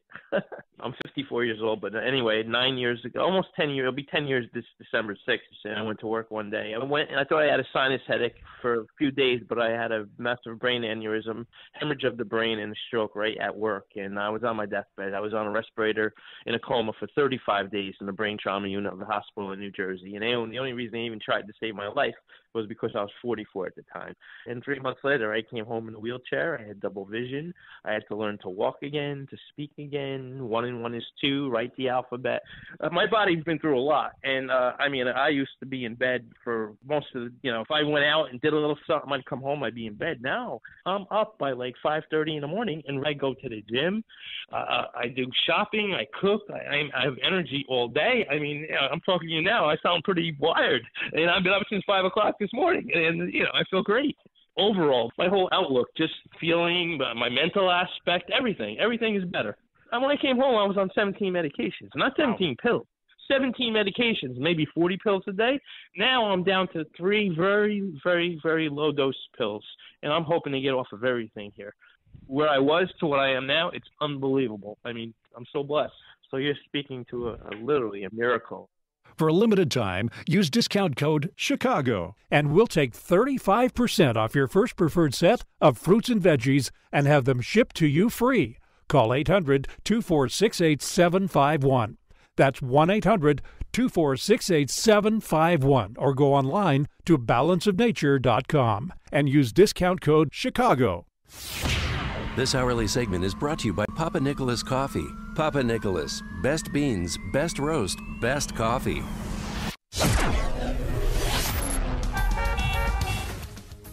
It is 6:36, and let's check the roads in the Alarm Detection Systems Traffic Center with Jim Talamonte. Southside closures remain in place. 79th and Cottage Grove after a major hit-and-run wreck this morning. Eden's Expressway inbound, it's heavy Niles Center to Montrose. 25 minutes Lake Cook Junction, outbound 19. Kennedy, 26 minutes O'Hare to downtown, outbound 23. About Eisenhower delays start at Wolf Road, 48 minutes, 390 to downtown, outbound 32. Mount Stevenson looking at 49 minutes, 355 to Lakeshore Drive. Farther south, it's heavy northbound Lockport Road to past Veterans Parkway, crash in center lane.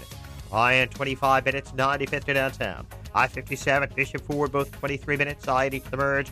North on Tri-States, though, 95th to the 83rd Street toll. The Reagan tollway to pass the Ike. It's traffic. I'm Jim Talamonte.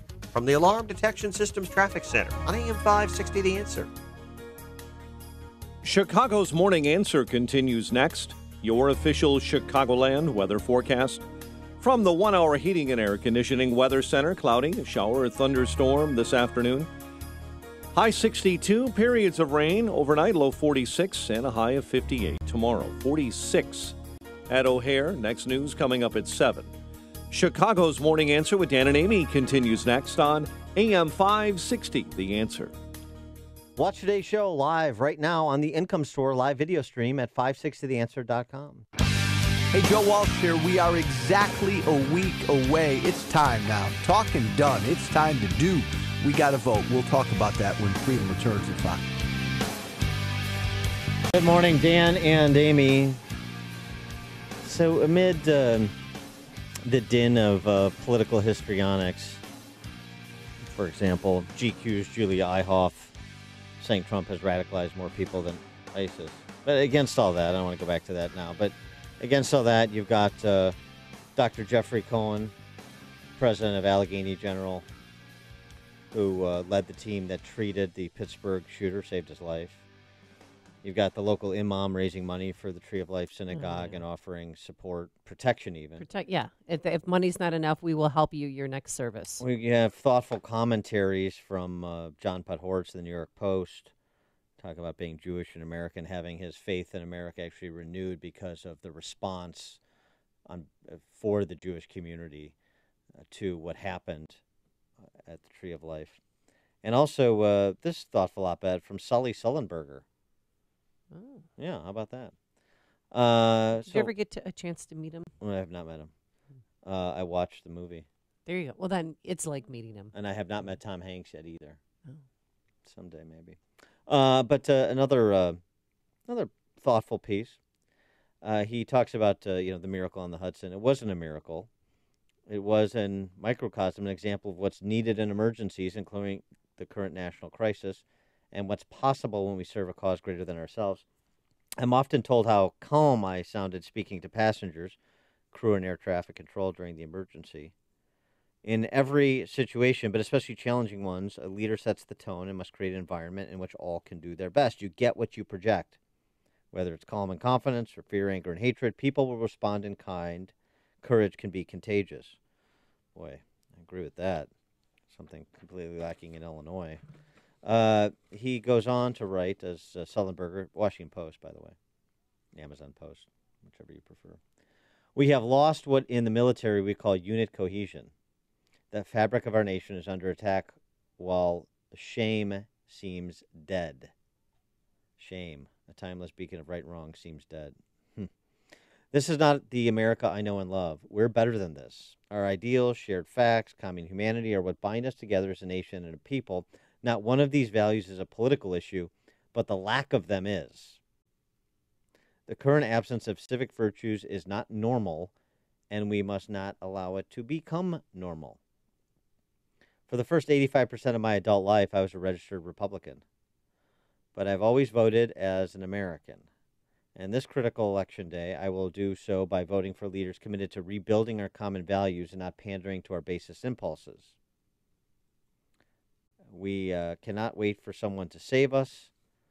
We must do it ourselves. Boy, there's something else that rings true for Illinois. Do you agree with Sullenberger? And if you agree, who do you think he's talking about? Perhaps a number of people across the spectrum. 312-642-5600, turnkey.pro answer line. 64636-DA, turnkey.pro text line. Who do you think he's talking about? Oh, I think if you pressed him, he would probably say there's examples on both sides, and he wouldn't get specific. But, if you say that in every situation, especially the challenging ones, a leader sets the tone and must create an environment which all can do their best. Well, you start at the top, right? That's where accountability starts, and the top is President Trump. And so that, by extension, calls into question how you think President Trump has responded to the two events of the last week, the two terrible events of the last week, the Florida bomber, crazy guy, and Florida, the bombs that he sent, right? The cash-strapped ex-stripper. And Pittsburgh. So how do you think the president has responded in the context of what Sully Sullenberger says is informing his vote on November 6th? 312-642-5600, turnkey.pro answer line. Do you think Sully Sullenberger is going to be voting Republican or Democrat this year? Let me read to you again. I've always voted as an American, and on this critical election day, I will do so by voting for leaders committed to rebuilding our common values and not pandering to our basest impulses. Since I don't know who's on Sully Sullenberger's ballot, it's difficult to say, but at least you know the principle that's informing his vote. What's the principle informing yours? How are you thinking about the November 6th election? Sully Sullenberger made his case. Right. That's the prism through which he's looking at these races. What's your prism? prism? I'm thinking about our economy. I'm thinking about border security. Those are the two top of mind right now. And then locally, anybody who would help, lower or at the very least maintain the level of property taxes we're paying right now. That's what I'm looking at. But no one's running against State Senator John Cullerton where I live. Well, that's a darn shame. That's a problem here. Yeah, on a local level, that's a problem. So thinking about leadership in difficult times, President Trump yesterday with Laura Ingraham talking about his trip today to Pittsburgh. Well, I'm just going to pay my respects. I'm also going to the hospital to see the officers and some of the people that were so badly hurt. And I really look forward to going. I would have done it even sooner, but I didn't want to disrupt any more than they already had disruption. But I look forward to going to Pittsburgh tomorrow. Now, just because he is receiving some political pushback on the ground in Pittsburgh doesn't mean President Trump is mishandling. And by the way, he's being welcomed by Rabbi from the Tree of Life Synagogue. So is that a fair way to handle it? Here's another example. This is perhaps the best example you might ever get, you might ever hear. Dr. Jeffrey Cohen, Allegheny General Hospital president, Jewish, member of the Tree of Life Synagogue, on leading the medical team that saved the life of the Jew-hating synagogue shooter. Incredible. Yesterday, I went up to meet him, and I was just curious as to who is this guy. And quite honestly, he's just a guy. And people said he's evil, he's this. He's some mother's son. And how did he get from that to where he is today? That's going to be a large debate that we have to wrestle with as a society. Effectively, you were sort of at the head of a team that saved his life. It may be a bit of an overstatement, but yes, he was severely injured and he got great care here. Many of the people that attended to him were Jewish, and they're heroes. They did like the cops did. They did their job. They went and they confronted the problem, and they were true to their core beliefs, and I'm very proud of them. And as a doctor, but also as a parishioner of the synagogue, and you looked into his eyes, what did you see? I just looked at him, and he's like a lot of people that come in here, that they're scared, they're confused, they don't quite understand it. But once again, my job isn't to judge him. Other people give that's a pretty awesome responsibility. My job is to take care of him. What a kind, forgiving heart. I'm more forgiving than I would be, I'll tell you that. And also, there was a memorial service, an ecumenical service, where people came from all over Pittsburgh to pray together. And Wasi Muhammad, who's the leader of the Islamic Center in Pittsburgh, offering more than that $55,000. We just want to know what you need. If it's more money, let us know. If it's people outside your next service, protecting you, let us know. We'll be there. And he mentioned there was not a dry eye in the synagogue when he said that. So great examples of humanity that transcend our dismal politics. Compare what you heard from Cohen, from Muhammad, from the words of Sullenberger. I would also direct you to the words of John Podhoretz in the New York Post today. Compare that to what you're hearing from the D.C. press corps. Well, there's also compare that to what you're hearing from leftist politicians. Yeah, the mayor of Pittsburgh doesn't want President Trump, Melania, Ivanka, and Jared, who are Orthodox Jews, to come visit today. Bruce in Bloomingdale, you're on Chicago's Morning Answer. It occurs to me that Pol Pot was some mother's son, too, but that doesn't mean that the world would have been better off if somebody put a bullet in him in 1969. Okay. The doctor should have hit this guy with 500 milligrams of potassium cyanide and called it a day. Yeah, well, thanks for the call, Bruce. That's an example of someone who would not be as forgiving as Jeffrey Cohen. Yeah, a little bit different. Just a tad. Yeah, I think he decided that he wants to, continue to be a doctor. Right, yeah. Continue to be the president. And nothing would ever stop a mother's love for her son, even if they were a mass murderer, which in this case, it's just, you wouldn't like what they do. You'd be appalled and mortified, but you can't turn that off. Sorry, you just can't. And I've interviewed so many moms who's their son. My baby didn't do it. You can't turn it off. You can't shut it off. Well, I know, but he's talking about the doctor. Right, doctor. Right, the doctor too. Yeah, I mean it's. But the doctor did say at the beginning, he's like, "This is somebody's son." Right. Yeah. That's how he initially engaged the shooter,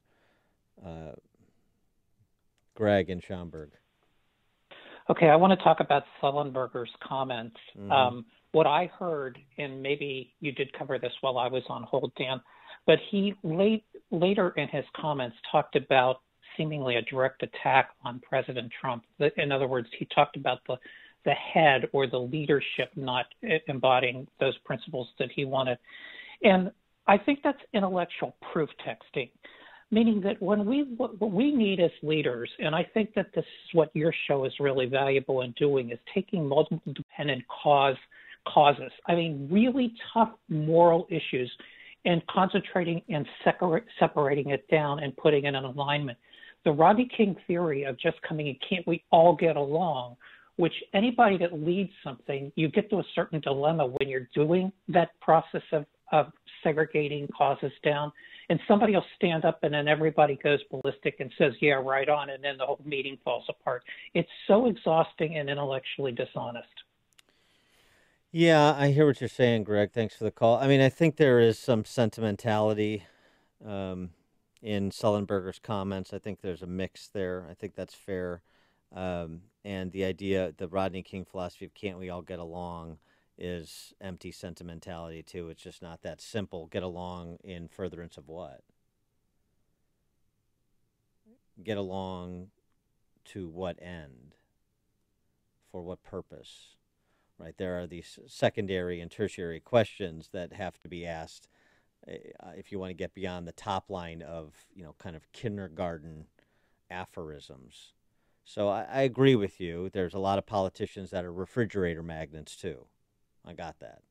I think Sullenberg it's interesting, and it's sort of somebody that performed heroically in incredible circumstances. And he gives talks about leadership all over the country, right? And who had sort of a storied career as a pilot before that too, by the way.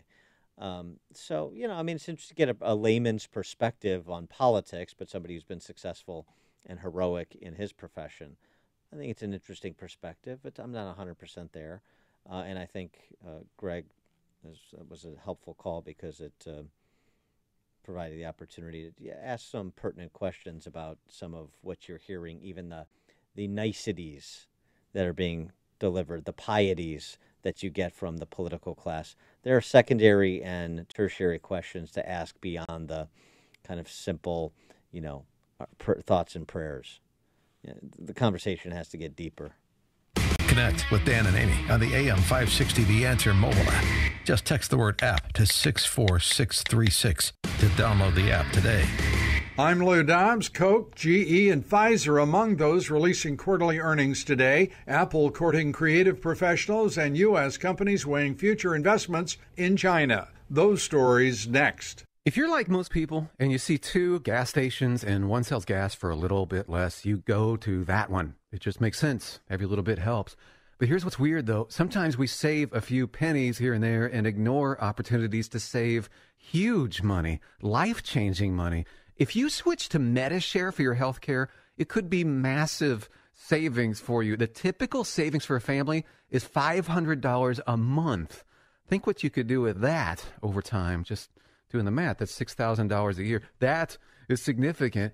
And yes, people love it, and they love it because it works. It's believers who share each other's healthcare costs. More than 400,000 people are now members of Medi-Share, and it's growing like crazy. Find out how much you could save and why Medi-Share is so popular. Go to Medi-Share.com or call 855-41-BIBLE. That's 855-41-BIBLE. Medi-Share.com or 855-41-BIBLE. Among the day's economic reports, the monthly gauge of consumer confidence, also home prices, and the October farm price report. The parade of third quarter earnings goes on. We're hearing from Coca-Cola, General Electric, and MasterCard today. This afternoon, eBay and Facebook weigh in. Apple today unveiling new iPad Pros, an Apple Pencil, and Face ID in New York, part of an expected move to entice creative professionals to the iPad. Reuters reports more than 70% of American companies operating in southern China are now considering either delaying further investment or moving elsewhere because of the ongoing trade dispute. Please join me for Lou Dobbs Tonight, 7 and 10 Eastern on the Fox Business Network. This is the Lou Dobbs Financial Report.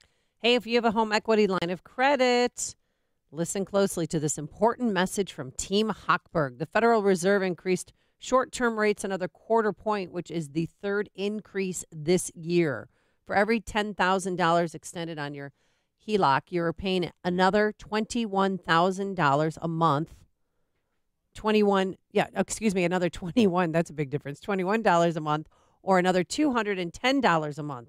So if you have $100,000 extended on your HELOC, the feds are going to continue increasing the rates in the economy as the economy improves. So you have a David, oh my gosh, David would like to answer any of your questions that you have about this. Call him. What are you waiting for? Call him right now at 312-751-1333 and convert your HELOC into a fixed rate loan. Team Hochberg can help you, and he has helped thousands of AM 560 listeners. But guess what? He can't help you if you don't call. 312-751-1333 or visit am560david.com. Pearl Mortgage, equal housing lender, Illinois residential mortgage licensee 4358, NMLS 19186. This is Michael Medved. I'm here with Mike Stahl from Health Markets, helping folks find the right Medicare coverage. The news reports say that the rates might be going down. The cost of many Medicare plans are decreasing this year. So you have to ask yourself, are you getting the best rate? Health Markets offers a free service with access to thousands of Medicare plans. Plans that can eliminate your out-of-pocket costs. Plans with $0 premiums. And even plans that pay you back. What is it people need to keep in mind? With so many new options, it can be confusing. You can get objective help to find a plan that may cost less and cover more. With lower copays, more choices like dental, vision, and prescription drug coverage, and the freedom to see the doctors you choose. Don't miss out on savings you deserve. Our Health Markets Medicare assistance is free. Thanks, Mike. This is Michael Medved for Health Markets. Find out if you can get a Medicare plan that pays you back. Call 800-735-8803. That's 800-735-8803. 800-735-8803. This is Dan Props with 60 Seconds of Sanity for Upstream-Ideas.com. I know there's nothing new in this world, but the left's routine is getting quite old. Just as the left contended Sarah Palin's crosshairs art over digital congressional maps was responsible for the Gabby Gifford shooting, so we're now told President Trump's dismissal of the D.C. press corps as fake news and declaration that Don Lemon is the dumbest man on TV is to blame for the bomb delivered to CNN. Words matter, declared CNN President Jeff Zucker. Mattering is not a synonym for causation. When a Utah man was indicted earlier this month for sending a threatening ricin-laced letter to Trump, I don't recall CNN featuring any roundtable discussions or accusatory chyron suggesting the Trump is Hitler crowd was to blame. When a Bernie Sanders supporter opened fire on congressional Republicans, I don't remember any suggestion from the left that Comrade Bernie's overheated criticisms of Trump as a totalitarian incited the shooting. What's the standard for establishing who's liable for political violence, you ask? Depends on the target, is the answer the D.C. press corps offers. Words do matter, and the words offered by human refrigerator magnets impersonating political leaders and the Democrat Party comms team masquerading as journalists are precisely what elected Trump and will re-elect him. Balance of Nature's fruits and veggies in a capsule. This stuff is the best stuff I've ever taken. I don't take any medicine. I take nothing. If I get a little scratchy throat or even a headache, I take the vegetables. It works very fast. Or I'm feeling like a little down, tired, I take 3 of them, 4 of them, and I'm right up back to where I was. It's unreal how this stuff works, and I rave about it. This guy's a genius when it comes down to it. If anyone's skeptical about taking something, I get it. There's thousands of products out there. Look, you can be confident in this because the one thing that makes me really, really happy about is that you guys make the capsules out of a plant-based product. It's not crap. It's real food, like you would put on the dinner table. For a limited time, use discount code CHICAGO, and we'll take 35% off your first preferred set of fruits and veggies and have them shipped to you free. Call 800-246-8751 or go online to balanceofnature.com and use discount code CHICAGO. AM 560, The Answer. Kind of have a smelly situation at the Ecuadorian embassy in London. Julian Assange has been ordered basically to shower. He was upset that they've imposed new rules. He has chores. He has to keep the kitty litter box clean. He's already been ordered to do that. He's already been ordered to clean up after the cat and himself. Right. That's right, because we discussed that a few weeks ago. But now he's gotten a judge involved because he said they were violating his fundamental rights.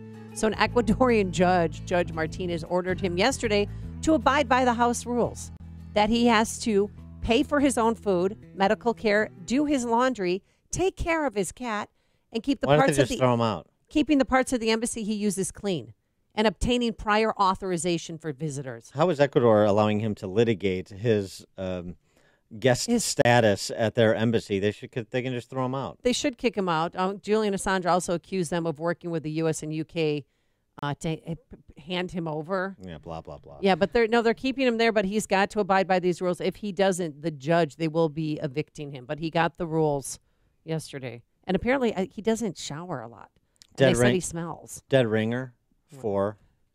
Oh, who? Silas from Da Vinci Code. Isn't he? Yeah, I like that. Yeah, just as creepy. Coming up on Chicago's Morning Answer. We'll update you on the situation in Pittsburgh after that synagogue shooting, what we know about the shooter, and today's visit by the president at 7:07. And it's crime solved. The inflatable colon in the state of Kansas has been found. We'll explain. Oh, it's a real thing. It's felony there, Mike Scott. Now here is Mike Scott. The president and the governor ordering flags at half-staff. WIND Chicago News Time, 7. President Trump is getting ready to take a trip to Pittsburgh. I'm Dave Anthony, Fox News. Days after the synagogue shooting spree that left 11 people dead. You can't let these people disrupt any more than they already have, which is disgraceful. What he did is disgraceful. The president says he'll pay his respects and meet with those wounded, police officers among them. Fox's Tanya J. Powers has more live. Not everyone's looking forward to President Trump's trip. Barry Werber says he survived the attack by hiding in a dark storage closet and had hoped the president wouldn't visit. It's part of his program to instigate his base. But Rabbi Jeffrey Myers, who was holding Sabbath services at the synagogue when the shooter opened fire, said the President of the United States is always welcome. His visit comes as the first of the victims' funerals are set for today, Dave. Tony, the accused gunman was in court briefly yesterday. Robert Bowers could face the death penalty. The president also told Fox that caravan of Central American migrants making their way through Mexico is wasting their time. A lot of bad people in there. People that are in gangs. We don't want them in this country. Now, he's deploying the military. More than 5,000 troops will be sent down to help the U.S. Border Patrol. There's something else the president wants to do. He's considering an executive order to end what's called birthright citizenship, telling Axios on HBO. Now, how ridiculous. We're the only country in the world where a person comes in, has a baby, and the baby is essentially a citizen of the United States. That could lead to a court challenge. Current policy allowing birthright citizenship is based on interpretation of the 14th Amendment. Days after a college English professor and his wife went missing in Illinois, their 21-year-old son confessed to murdering his parents last night, and Jose Ramirez is cooperating with the Peoria County Sheriff to retrieve the bodies. This is Fox News.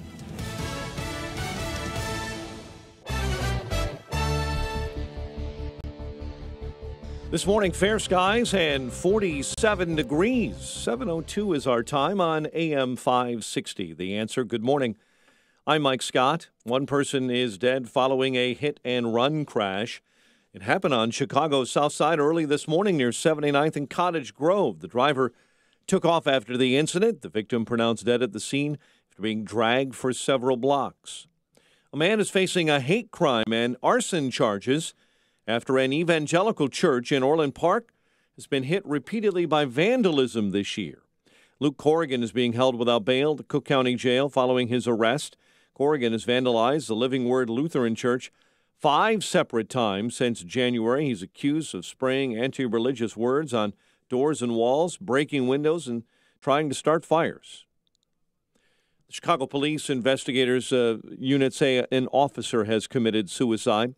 It was an off-duty detective found dead Sunday at his Southwest Side home.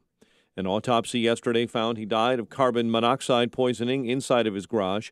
The detective, the 4th CPD officer to die by suicide since July. Chicago police are searching this morning for an SUV used in the deadly shooting of a suburban restaurant owner last week on the Northwest Side.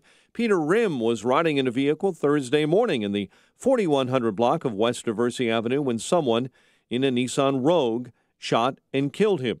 Authorities released a photo of that vehicle yesterday. Carson's is reopening a Chicago area store just in time for the holiday shopping season. The company will open its location in Evergreen Park on Black Friday. The store is hosting a hiring event Thursday. The department store chain closed all their locations this year after going into bankruptcy, then weeks later showing up as an online store. Klay Thompson, 52. Warriors beat the Bulls 149-124 at the UC. Illinois defensive coordinator Hardy Nickerson is leaving the program. Nickerson says he resigned because of health reasons, but his defense is the worst in the Big Ten. Patriots pull away for a win over the Bills in Monday Night Football. The news a service of Compassion International. For just $5 a day, you can sponsor a child through Compassion International. Be part of the change. Become a sponsor now at compassion.com/radio. 7:04 and a check of traffic and weather on the way next on AM 560. The following is a paid political announcement. Rich, poor, Republican, Democrat, we're all the same when it comes to property taxes. We're not going to be living in Illinois anymore, and it's due to the property taxes. Go to SaveYourHomeNow.org. You stay. The politicians go. Liberty Principles paid for this ad and is solely responsible for its content. The following is a paid political announcement. More than a decade in Washington has changed Joe Donnelly. When he first ran for Congress, Donnelly told Hoosiers, I will be an independent voice who goes there to represent your best interests. That's not Joe Donnelly today. Donnelly votes more with Nancy Pelosi and Chuck Schumer than Donald Trump. Donnelly votes for their liberal immigration schemes, and he voted against President Trump's tax cuts. And on outsourcing, Donnelly says, it's unpatriotic, it's shameful, and it's un-American. But Donnelly profited from his family business that outsourced jobs to Mexico, where workers were paid $3 an hour and imported from China. You can call him Mexico Joe, you can call him Phony Joe. Just don't call him one of us. Joe Donnelly belongs to the Washington Liberals now, not Indiana. Senate Leadership Fund paid for and is responsible for the content of this advertising. Not authorized by any candidate or candidates committee. www.senateleadershipfund.org. All money managers may seem pretty much the same. But while some money managers may recommend high commission investment products, Fisher Investments avoids them. Some money managers may have hidden and layered fees. Fisher Investments never does.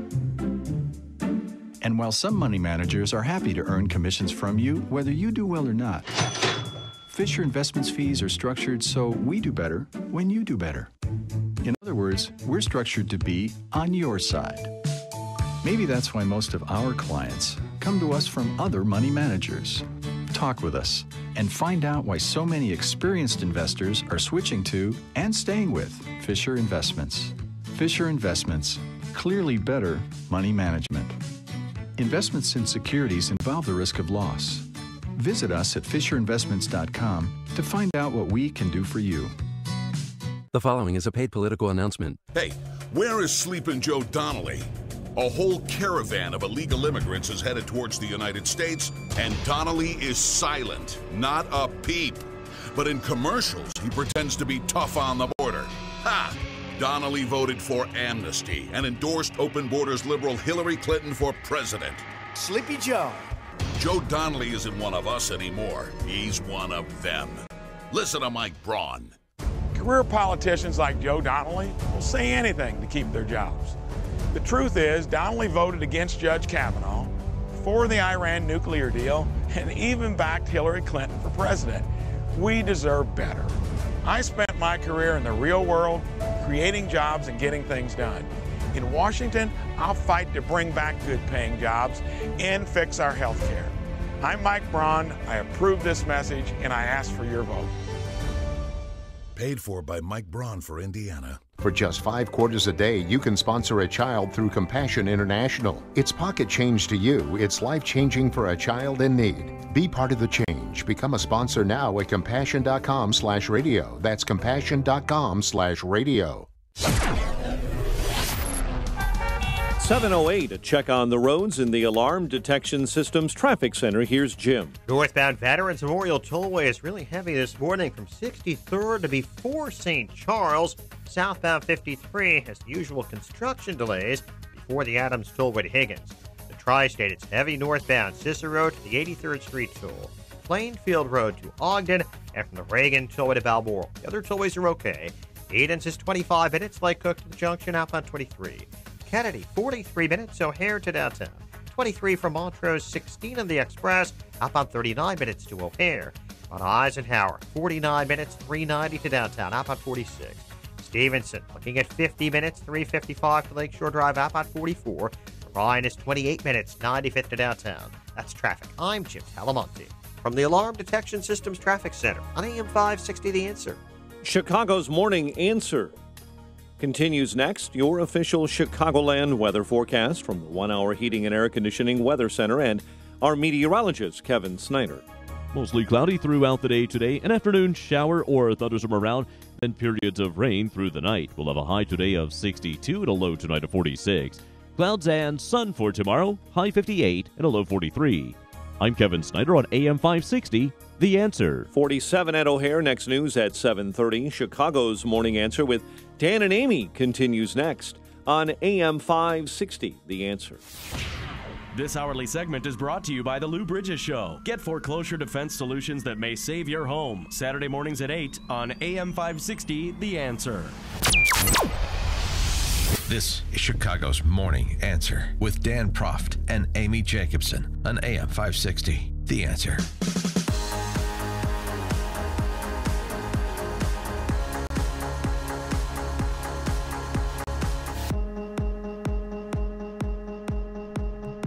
Good morning, Dan and Amy. Some more debate or more monitoring of debate in the wake of the Pittsburgh synagogue shooting, the bombing, the general tenor of political conversation in America.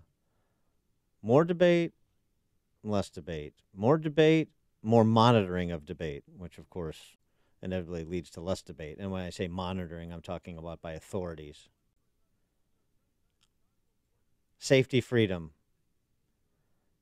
push and pull. Where should we err?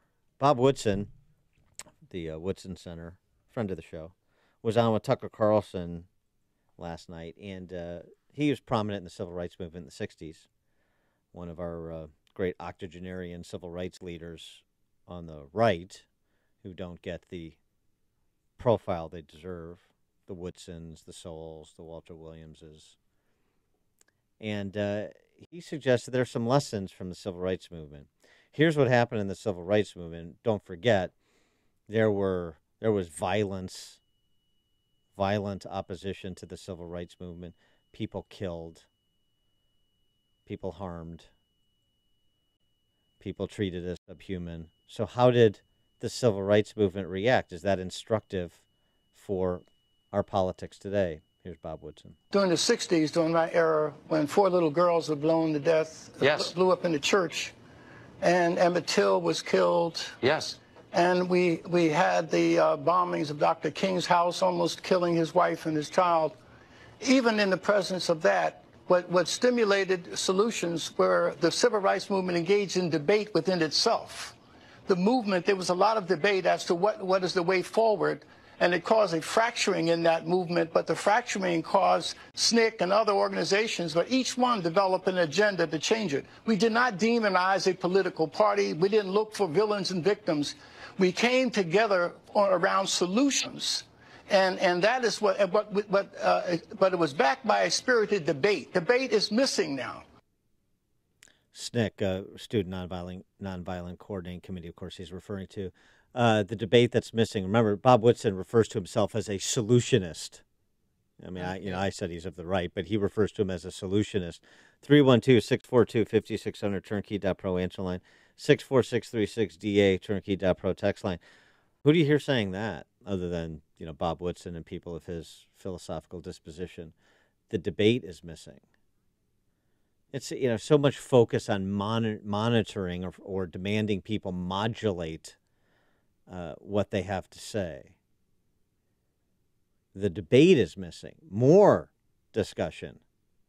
Encourage more people to enter the rhetorical fray, is what Bob Woodson's saying. And also look for other voices to amplify.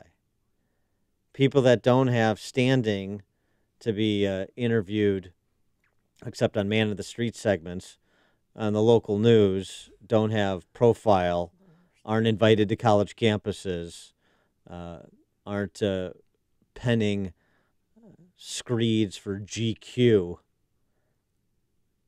Low-income black and white and Latino, because Bob Woodson's life work has been to help lift people out of poverty, regardless of color. Woodson on that topic. I was coming through the airport last summer, and I saw 90 veterans being wheeled in to come to a ceremony here, and I just wept. Yes. Because I thought about the sacrifice that they have made. Blacks and low-income blacks and whites in these low-income working-class neighborhoods are America's patriots. That's right. They are the ones who should be given a voice to speak for themselves and not let these extremes speak for them. I mean, it's not exclusive. Obviously, you can be a person born to a wealthy family and be a patriot. You can be a wealthy person and be a patriot. But the point he's making is about those that don't have the status or the wealth for access to join the debate, for access to be to have influence. And so I just thought it was interesting to get his perspective. 312-642-5600 turnkey.pro answer line, 64636DA turnkey.pro text line. The idea of elevating individuals from that socioeconomic demographic to have their own say, rather than designating who speaks for them. But that's what a lot of the Democrats do, and community leaders and community organizers. They tell people what position they're going to have in life, and then they speak for them. And you know As what? if they control them, it's almost brainwashing. Well, and you know what happens is then they're caught completely flat-footed when something like the Trump phenomenon comes along, and they can't figure out how it happened and how they missed it. You know, it's the old Pauline Kael. I can't believe Nixon beat McGovern. I don't know anybody who voted for him. He won 49 states. It just says everything about Pauline Kael and nothing about what was going on in the country, and that disconnect. And that disconnect worsens, and you could argue, I think, coarsens the discourse. And so that's what Woodson is talking about. It's interesting to me to think about what he's the analogy he uses to the civil rights movement and the violence that was associated, government-directed violence. Government-directed violence, really. Certainly government-inspired violence because of de jure segregation. And the approach that the civil rights leadership, and even when there were disagreements, took, which is sort of to complement one another where there were disagreements.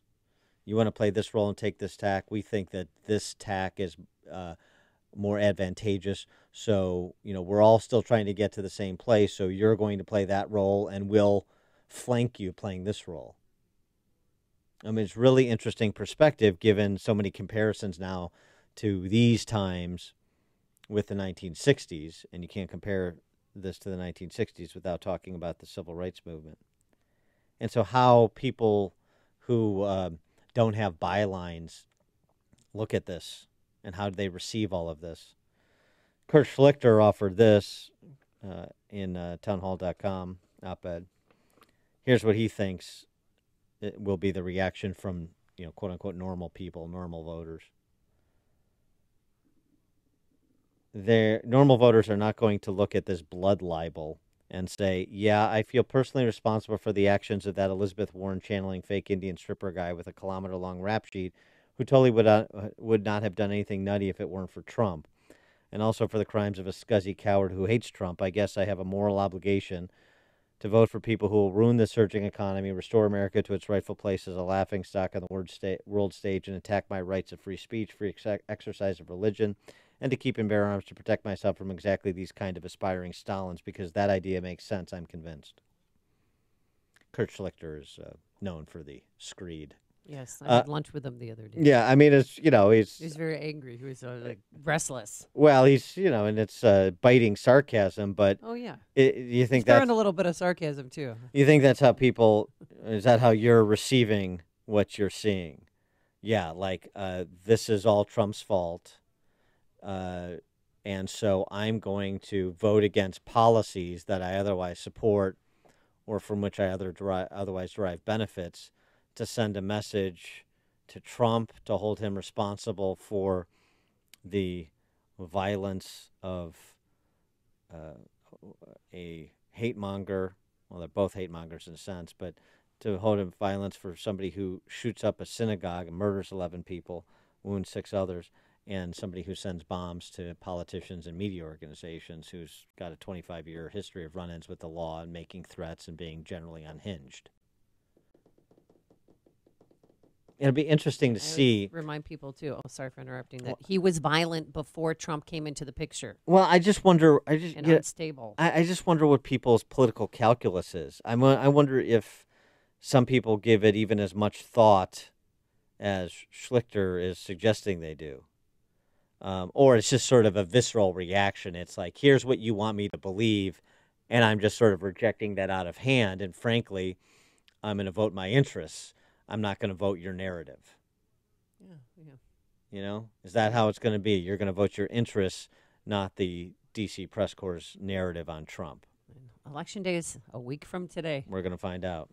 It's like a hot, steaming cup of information to start your day. It's Chicago's Morning Answer on AM 560, The Answer. The following is a paid political announcement. I don't respect this president. The radical liberals in Washington will do anything to stop the president's agenda to make America great again. I don't trust this president. They would rather see the country fail. His motives and his actions are contemptible. Then fix the problems facing our nation. And I will fight every day until he is impeached. Impeach 45. Impeach 45. But Julie Olthoff isn't waiting around for the career politicians in Washington to deliver solutions. Julie Olthoff believes our conservative ideas will give us prosperity and preserve the American dream. That's why Julie has worked with Governor Holcomb to balance Indiana's budget, cut taxes for hardworking Hoosiers, and fully fund the next 20 years of building and maintaining our roads and bridges. Julie Olthoff and Governor Eric Holcomb have Indiana on the right track. Vote Julie Olthoff for state representative on or before November 6th. Paid for by Voters for Julie Olthoff. The players are fired up. The coaches are prepared for battle. The student section is rumbling. The band is ready to rock. And you're ready for victory. Touchdown, Northern Illinois! Every game, every victory is right here on the Husky Sports Network. It's the Huskies versus the Akron Zips this Thursday night at 6. Catch every minute of the action right here on AM 560, The Answer. Want your home's furnace to stay safe and reliable? And want to prevent any potential problems before they happen? At your local 1 Hour Heating and Air Conditioning, we recommend an annual furnace inspection and tune-up.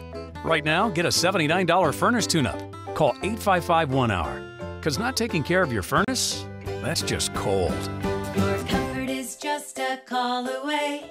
Call 1 Hour. Terms and conditions may apply. Call for details. Independently owned and operated. Licensed in the respective state or county. Balance of Nature's fruits and veggies in a capsule. I had cancer. I have fibromyalgia. I have nerve damage and fatigue. I have thalassemia. I'm hypoglycemic. So my life since cancer, I've had to learn how to live with it. But starting Balance of Nature, I felt it the first month. I felt different. It made such a difference that now I wake up, my head feels clearer, I have more energy. Very rarely does my body cramp up anymore. It's the best thing. It's just amazing. I don't know what to say. I just would not be what I am today if I didn't start Balance of Nature. For a limited time, use discount code CHICAGO, and we'll take 35% off your first preferred set of fruits and veggies and have them shipped to you free. Call 800-246-8751 or go online to balanceofnature.com and use discount code CHICAGO. Hello, I'm Lou Bridges. The 2008 housing crisis hit everybody hard, and it's not over yet. In the wake of the crisis, the government passed legislation and created a special federal agency just for the purpose of protecting consumers. If you're facing foreclosure or have been subject to unfair, harassing creditor behavior, there are laws to protect you. But you have to know those laws in order to use them and get the relief you need. Whether you're facing foreclosure, about to lose your home to a big bank or mortgage loan servicer, or if you were injured in an accident and need help in getting what you deserve from an insurance company, call our offices today. The big banks, mortgage loan servicers, and insurance companies have teams of aggressive lawyers fighting for them. And if you need help with dealing with a big bank, mortgage loan servicer, or an insurance company, you need someone fighting for you. I've been representing people in Illinois for almost 40 years in these fields. Call my office today for a free consultation. Call us at 224-513-1231. That's 224-513-1231. 224-513-1231. Lou Bridges and Associates, lawyers for people. AM 560, The Answer. Dan and Amy, how goofy is our politics getting? The politicization of everything, even the pretzel bun. Pretzel? What's the pretzel bun got to do with anything? I'm so glad you asked. Do you like the pretzel bun, by the way? I do like a good pretzel bun. Only with a good burger, though, right? It's become a real point of disagreement at the Emily restaurants in New York. Their $26 burger. Oh, wow. That's expensive. It comes with a pedicure with it. And a pretzel bun. The pretzel buns they get from Tomcat Bakery in Queens. Because they get their pretzel buns from Tomcat Bakery, Emily and Matt Hyland, the proprietors of the Emily restaurants, were protested at the release of their new cookbook. The protesters believe that Tomcat abandoned immigrant workers to serve their own insidious self-interest. See, Tomcat in early 2017 became the subject of an ICE audit, and which is a process seeking to identify people working in the country illegally. As a result of the audit, which was actually initiated during the Obama administration, okay, a lawyer representing a bakery told the New York Times the company was forced to let go of 21 employees or face criminal charges. Upset by the way Tomcat handled the situation, some former bakery workers began picketing restaurants that used Tomcat breads. Interestingly, they got fired, but they're still in this country. And so thus the boycott, and thus the politicization of the pretzel bun. I mean, so, do you get tired at all of the entitlement mentality of certain people? Go back to what Bob Woodson was talking about. We all have privilege because by the luck of the draw, we were born in America, or we got to America. Right. And so the entitlement mentality, who deserves what, as Milton Friedman famously said, be lucky you don't get what you deserve. We all are privileged. And even people in this country illegally who have to be released from their jobs because the company wants to stay in business, and otherwise perhaps its principals don't want to be criminally prosecuted. Yeah, because of E-Verify, right? Well, because there's audits. No, it's not E-Verify. It's a formal audit. You had ICE auditors come in and look through this specifically. That's a lot more than sort of the voluntary use of E-Verify. But so I'm entitled to be here. I'm entitled to work on my own terms. And if you fire me to protect yourself from criminal prosecution, then I'm going to follow you around and demand that people boycott you. And I'm certain it's part of the protest. It's not just Si Se Puede. I'm sure there will be a racial politics component to it as well. You get why when people see what is happening within that caravan, not everybody, pro forma qualifier, but with what's happening in that caravan, the sense of entitlement that they get to dictate the terms into which they enter this country. Well, I mean, even Kirsten Nielsen, Homeland Security Director, said, some of them, we hear them say, well, I have family members here, so I'm entitled to come in here. No, you're not. If you're an asylum seeker, Mexico has offered you asylum. That is your first chance to escape your country. President Trump's calling it an invasion in no uncertain terms. Thousands and thousands of people on the bridge. When you looked at that bridge loaded up with people, that's called an invasion of our country. This has nothing to do with elections. And I've been saying this long before election. I've been saying this before I ever thought of running for office. We have to have strong borders. If we don't have strong borders, we don't have a country. Yeah, and if we politicize everything, then you're not going to be able to enjoy your lunch. You're going to have to argue with fellow patrons over what kind of pretzel bun is, on your sandwich. It's going to back to that. I mean, the 5,200 troops, 800 deployed yesterday. Heavy equipment, helicopters are going to fortify the border where there's some gaps in the fencing. But that's going to be quite the sight when you have 5,200 U.S. troops and about 3,500 members in this caravan. That's what it's up to now when they reach each other. I want to see what happens. It's not a guilty UFC pleasure. like cage match. I mean, it's no, just... I know, but it's going to be a sight to see.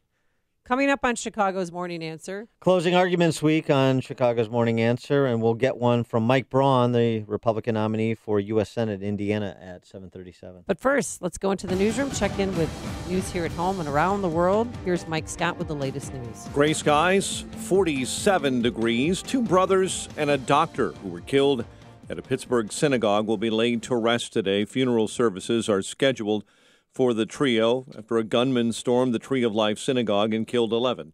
Saturday, the president himself will visit Pittsburgh today and mourn with those who are gathered.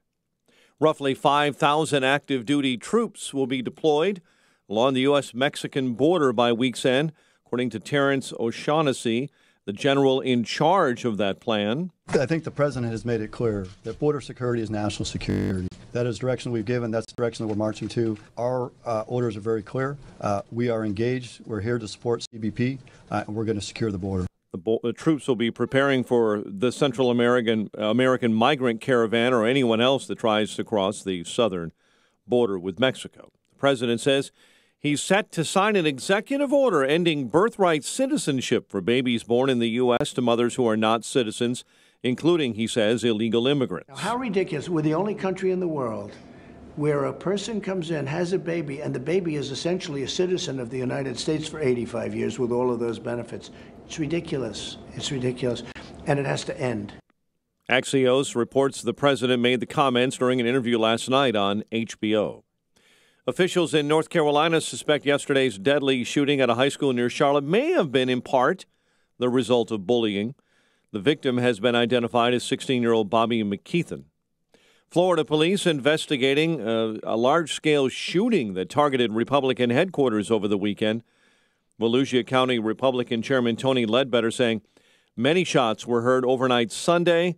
Volunteers Monday arrived to find broken windows and holes in walls of the building. Apple is expected to announce new products today, including a new iPad Pro and a MacBook Air and other hardware upgrades. One person is dead following a hit-and-run crash that happened this morning on Chicago's south side near 79th and Cottage Grove. Cameras will be allowed in the courtroom for the trial of 3 Chicago police officers charged with covering up facts of the deadly police shooting of Laquan McDonald. David March, Joseph Walsh, Thomas Gaffney are accused of filing false reports to cover up for their fellow officer, Jason Van Dyke. Police are still looking for the bodies of a missing Bradley University professor and her husband in Peoria, but have arrested their son for murder. Officials charge Jose Ramirez with first-degree murder in the deaths of Susan Brill de Ramirez, an English professor at Bradley, and her husband, Antonio Ramirez Barron, who worked in the school's IT department. Klay Thompson, 52, and an NBA single-game record, 14 three-pointers. Warriors took apart the Bulls last night, 149-124. The news is a service of the Crohn's and Colitis Foundation. Crohn's and Colitis Foundation of America invites you to take steps for cures at a walk event near you. Support the 1.6 million Americans living with these diseases. Get started at cctakesteps.org. 7:33 is our time, and we'll have a check of traffic and weather on the way next on AM 560. Dennis Prager sees the media focused on the wrong story. Again. I actually turned the news off this morning in my hotel room. It is, of course, about various non-functioning bombs that were found. I don't think it's worthy of round-the-hour coverage.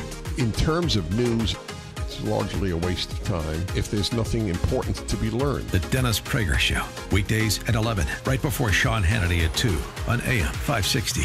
The Answer. The following is a paid political announcement.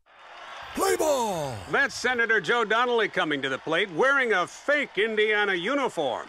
Donnelly says he always swings for Indiana. But did Donnelly support Trump's nomination of Judge Brett Kavanaugh? No. Strike one! But did Donnelly support tax cuts to help Hoosier families and small businesses create jobs? No. Strike two! Did Donnelly vote to allow Christian ministries to receive funds to help young people find jobs? No! Strike three! You're out, Donnelly! On November 6th, you can bench Joe Donnelly for good. Mike Braun is a lifetime Hoosier and successful conservative businessman from Jasper who graduated from Wabash College. Mike is pro-life and an avid defender of the Second Amendment. Hoosiers need Mike Braun to help drain the swamp. Elect Mike Braun to the U.S. Senate. Paid for by Patriotic Veterans, a nonprofit tax-exempt organization. The school year started just a short time ago, but it's not too late for your son or daughter to get the outstanding education and preparation for life that St. John's Northwestern Military Academy offers with their ongoing enrollment program. For years, St. John's Northwestern Military Academy has served young men and is now an excellent co-ed environment. Not a school for troubled kids, but one that will prepare young men and women for college by focusing on rigorous academics and leadership with a safe, secure, and structured environment free from distractions that's conducive to successful learning. St. John's Northwestern Military Academy in the beautiful Lake Country region of southeast Wisconsin inspires personal growth through a commitment to excellence in academics, spiritual and character development, athletics, and their military traditions. And there's still time to enroll your son or daughter for this school year. Call 1-800-SJ-CADET. That's 1-800-SJ-CADET. Or visit their website, sjnma.org. That's sjnma.org.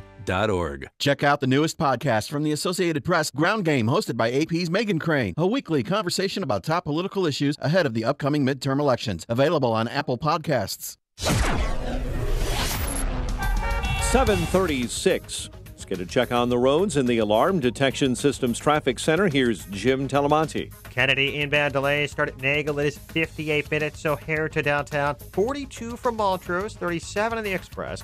Outbound 50 to the airport. Edens, 23 minutes, Lake Cook to Montrose. Outbound 34. On Eisenhower, 50 minutes, 390 to downtown. 36 from Manheim. Outbound 48 to 390. On I-55, jammed Renwick past Veterans Parkway. Crash in the center lane. And the Stevenson is 55 minutes, 355 to Lakeshore Drive, outbound 40. Ryan, 28 minutes, 95th to downtown. I-57, 30 minutes, 90 to the Merge Bishop 424. On Tri-State Heavy, Thornton Court to Holstead, crash in the right lane. Cicero to the 83rd Street toll, Plainfield to Ogden, Reagan Soy to Balmoral. It's traffic. I'm Jim Talamonte from the Alarm Detection Systems Traffic Center on AM 560 The Answer. Chicago's Morning Answer continues next. Your official Chicagoland weather forecast. From the 1-hour heating and air conditioning weather center, a cloudy day ahead. A shower, maybe a thunderstorm, and an above-average high temp of around 62. Currently 47. Your next news coming up at 8. Chicago's Morning Answer with Dan and Amy continues next on AM 560, The Answer. This hourly segment is brought to you by the Money Hour radio show, Saturday afternoons at 3 on AM 560, The Answer. Brought to you by Pearshell Financial Group.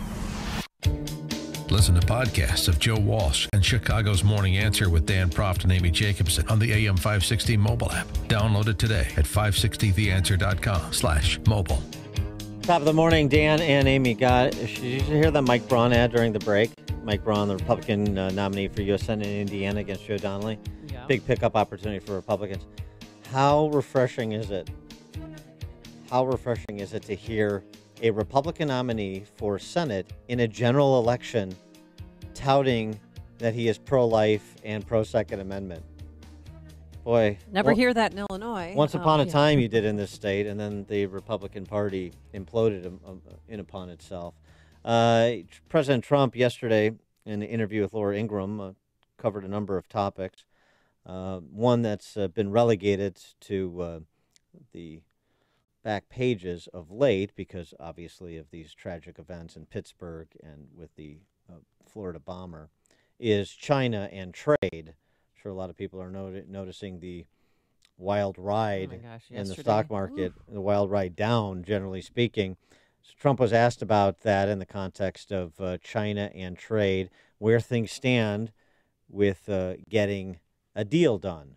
You see, we're going to win that one. It's going to happen. We're going to win that one. How confident are you about the deal? They'd like to make a deal right now. I just say they're not ready. $250 billion additional tariffs if that deal doesn't go through. $250 billion and have $267 billion waiting to go if we can't make a deal. Are you optimistic? Scale of 1 to 10. I think that we will make a great deal with China, and it has to be great because they've drained our country. We have really helped rebuild China. They've been taking out an average of $500 billion a year for many years. Not going to happen anymore. There is, I mean, even Trump talks about this wrong. They both did. It's not $250 billion in tariffs. It's 10 to 25% tariffs on $250 billion worth of goods. Okay, thank you for straightening that out. I know. They start. Right. The problem is if you listen to the lobotomized D.C. press corps talk enough, you start to talk like them, in meaning not knowing what you're talking about. So just to be specific on this, that's sort of an ancillary point to the larger issue of tariffs and trade, which we'll get to now that we have Mike Braun, Republican nominee for Senate in Indiana. Mike, thanks so much for joining us again. Appreciate it. Hey, good to be on. And so just get your take on what Trump had to say about thinking that he is going to get a deal done, that we're going to win, in his words, with respect to China. They're just not ready yet. This has been a big issue in your race against Joe Donnelly. It is, and I think all along, I'm a guy that in my own markets and businesses have never had the benefit of government props and favoritism, don't want it. When it comes to the world arena, so much of rebuilding the world after World War II and building trading partners, there were a lot of inequities built in. And I, in the long run, think that we should all be willing to get by without any government favoritism through tariffs. And in the short run, you know, I'm glad that President Trump called it right with the EU and Canada and Mexico, and basically has got those turned around, especially Canada and Mexico. And the EU is they need our markets too much, and now's the time to fix it. Always said the Chinese, they're a tough customer. They've got the potential to be 2.5 times the size of our economy decades down the road, and they're staging for that now. And they need us more than we need them. And I think President Trump, unless you use these tools, you're going to see them behave badly, not only through tariffs that they impose, but intellectual property theft, manipulating currencies, subsidizing industries, and dumping. They are an autocratic system that's learned capitalism pretty well.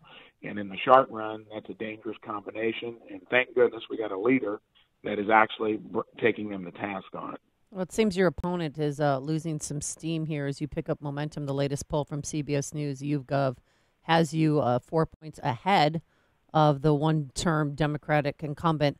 What do you think Indiana voters care about, especially as we're getting down to the wire here? Election day is 1 week from today. Well, there have been three main issues that have been at the forefront even since the primary. And it is the cost of health care, more so than the access to it. It's the cost of it. It's border security.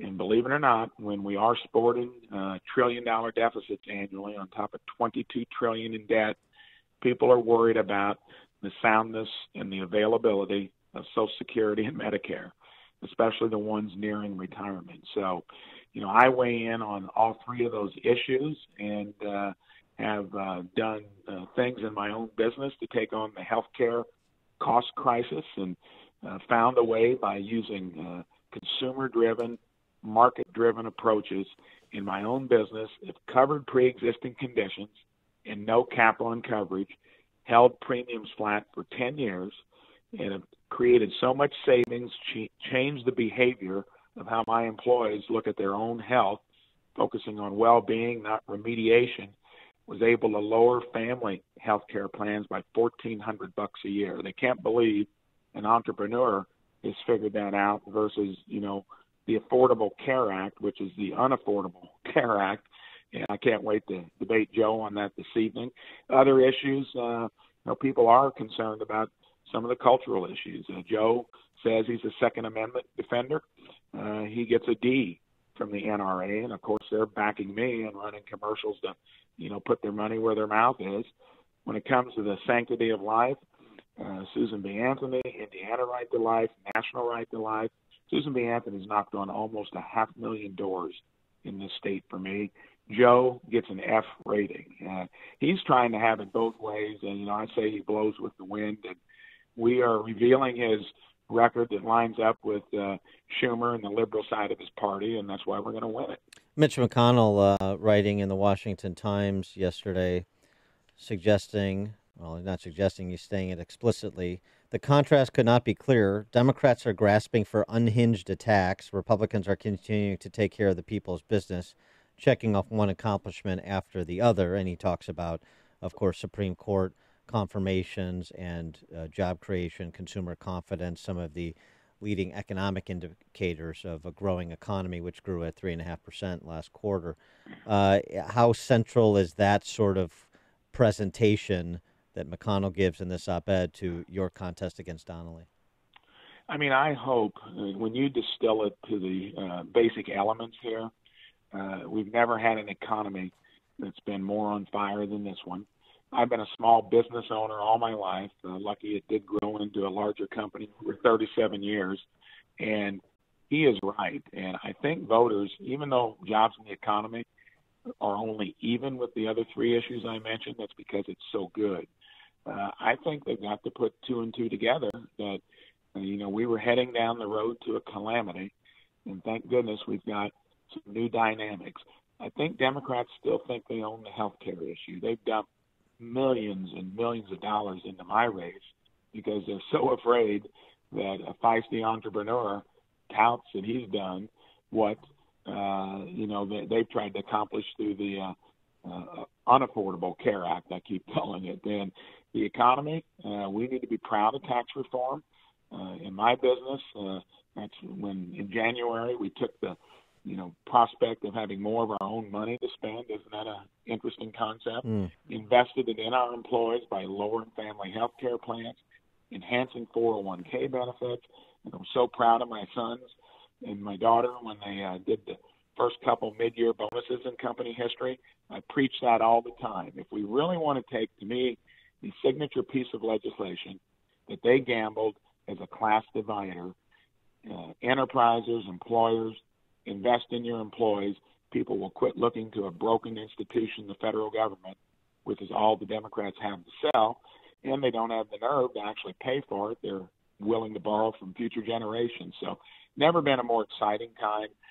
For me as an entrepreneur, guy from the private sector, I just had a 3-year stint in our state legislature, did some stuff on infrastructure. Indiana is a functional state, proud of it. I wouldn't be running if it would be a President Hillary Clinton. I'd be hunkered down in southern Indiana trying to survive.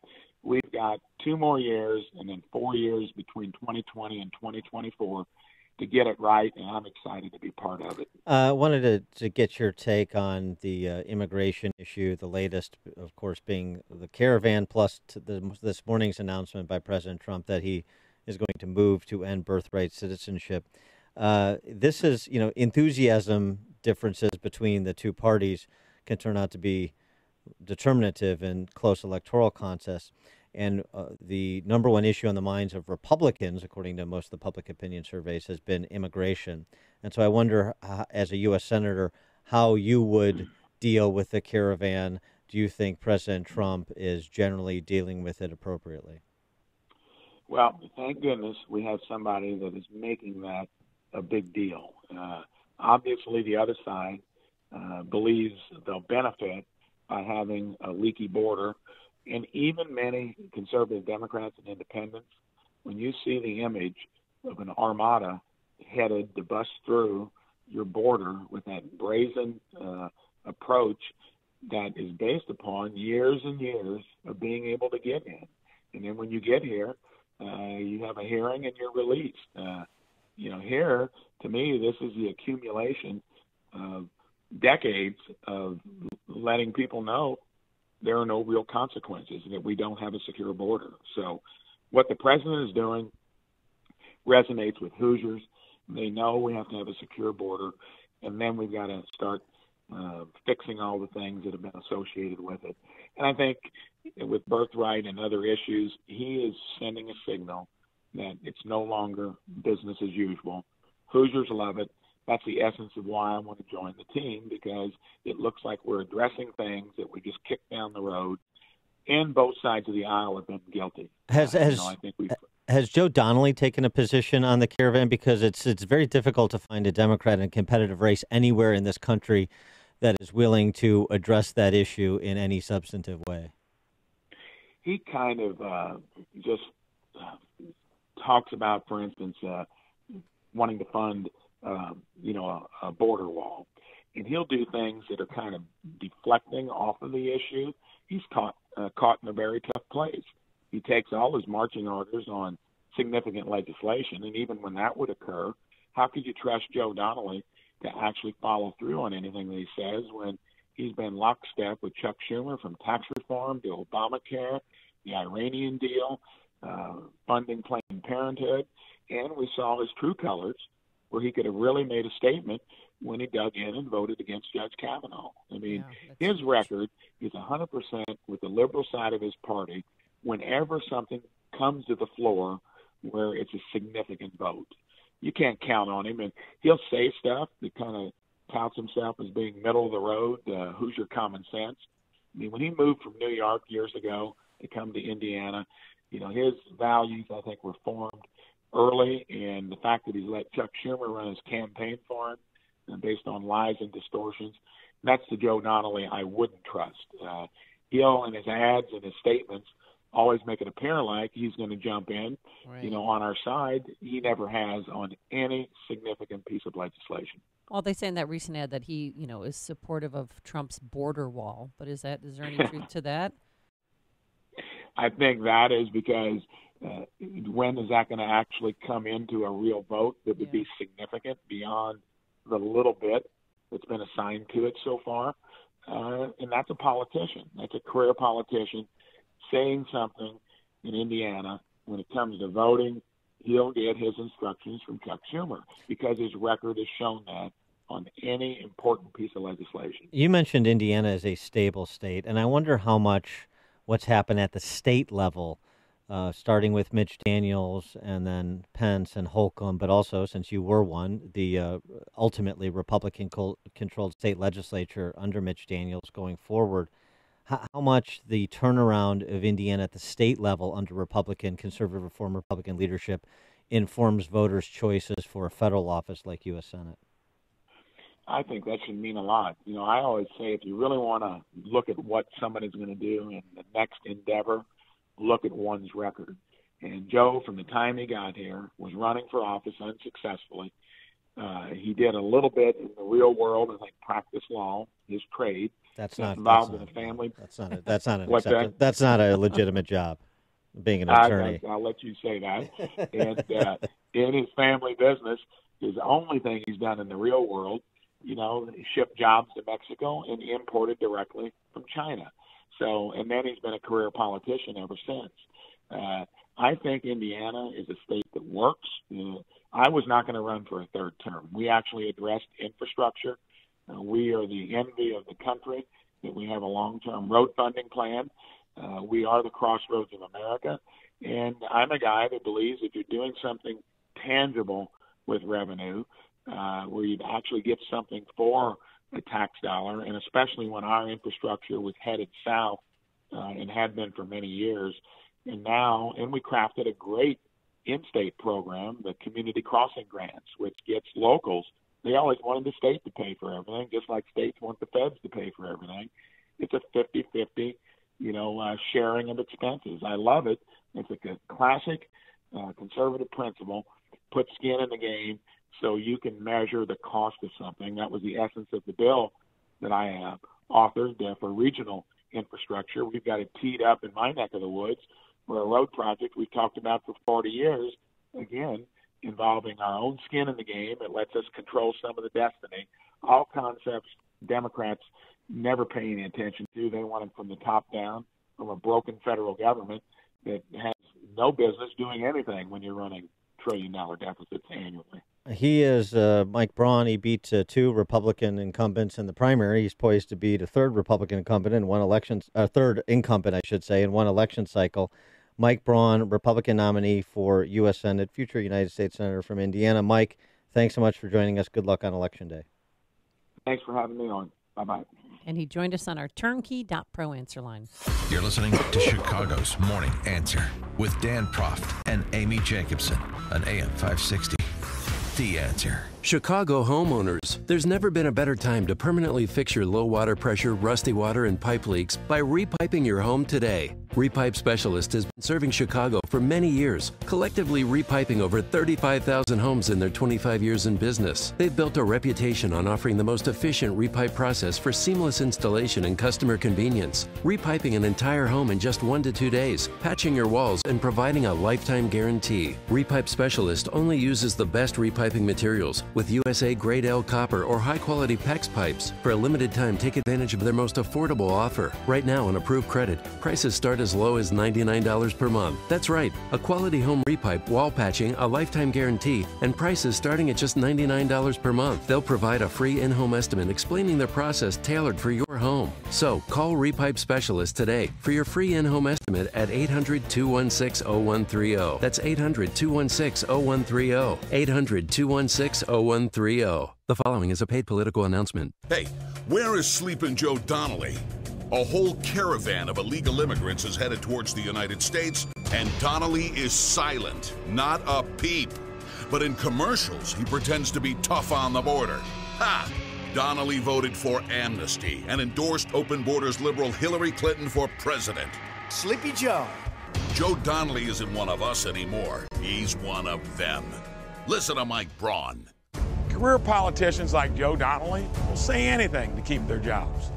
The truth is, Donnelly voted against Judge Kavanaugh, for the Iran nuclear deal, and even backed Hillary Clinton for president. We deserve better. I spent my career in the real world, creating jobs and getting things done.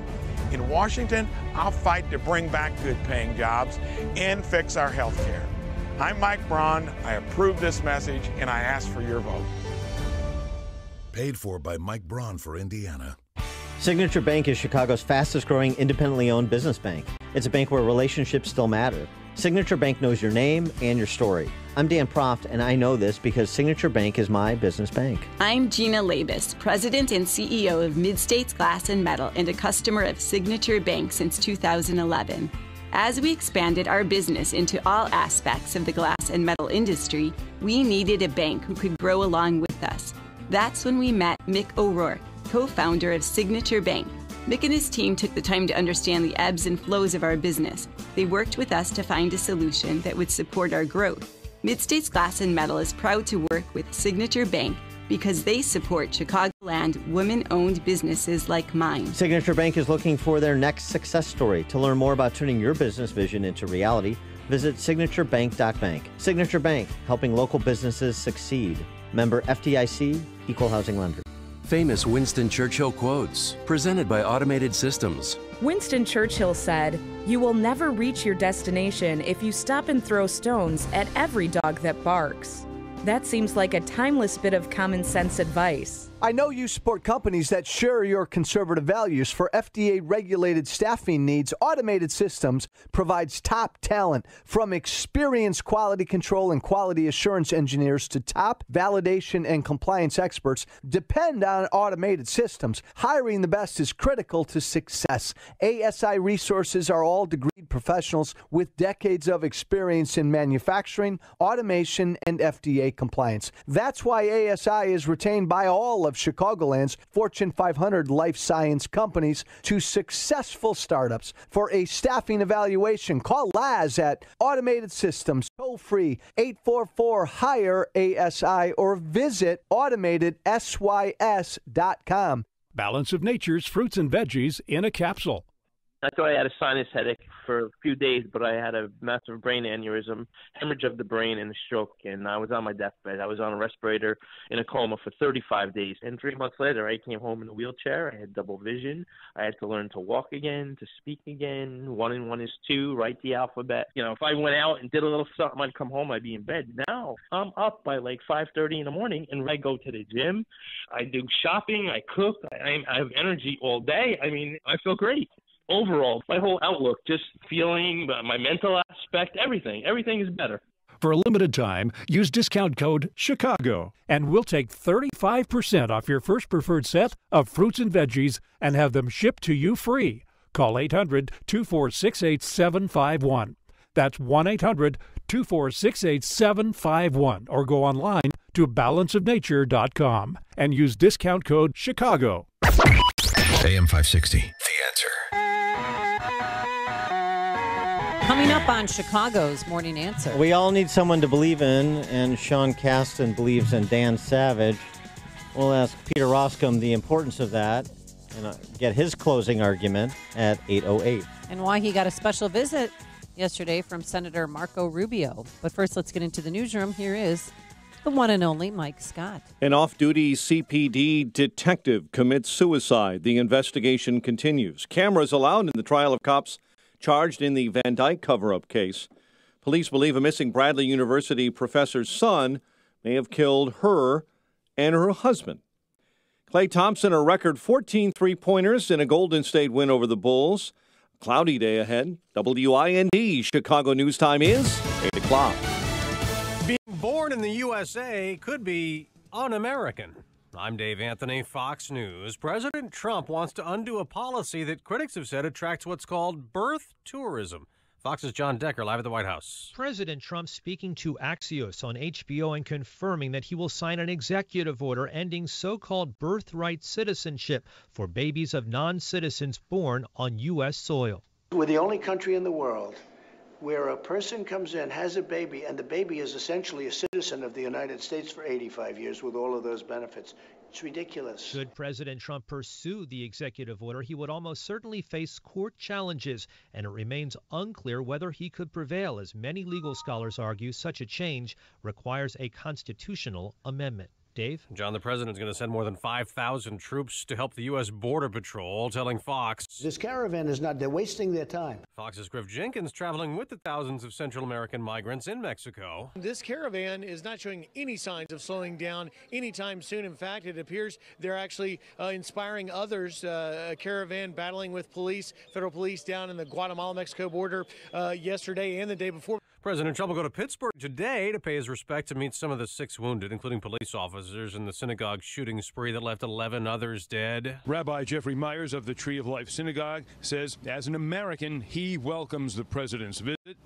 Other Pittsburgh residents, though, want Mr. Trump to stay away, including congregant Barry Werber, who witnessed the deadly shooting. We have no use for him. Fox's David Lee Miller in Pittsburgh reporting. The accused gunman Robert Bowers is due back in court on Thursday. The polls open in 1 week for the midterm elections. The lines may not be all that long in Florida. More than 3 million of the state's 13 million registered voters have already cast ballots early by a small margin. More of them are registered Republican than Democrat. This is Fox News. Skies are gray. We have 47 degrees. At 8:02 on AM 560, The Answer. Good morning. I'm Mike Scott. Here in Chicago, one person is dead after a hit-and-run crash took place on the south side of Chicago. Police tell us a gray Hyundai Elantra ran into the victim early this morning near 79th and Cottage Grove, then dragged that victim for several blocks. Driver took off after the incident. The victim pronounced dead at the scene. Chicago police investigators tell us another officer has committed suicide. Authorities say an off-duty detective was found dead Sunday at a Southwest Side home. The detective, the 4th CPD officer to die by suicide since July.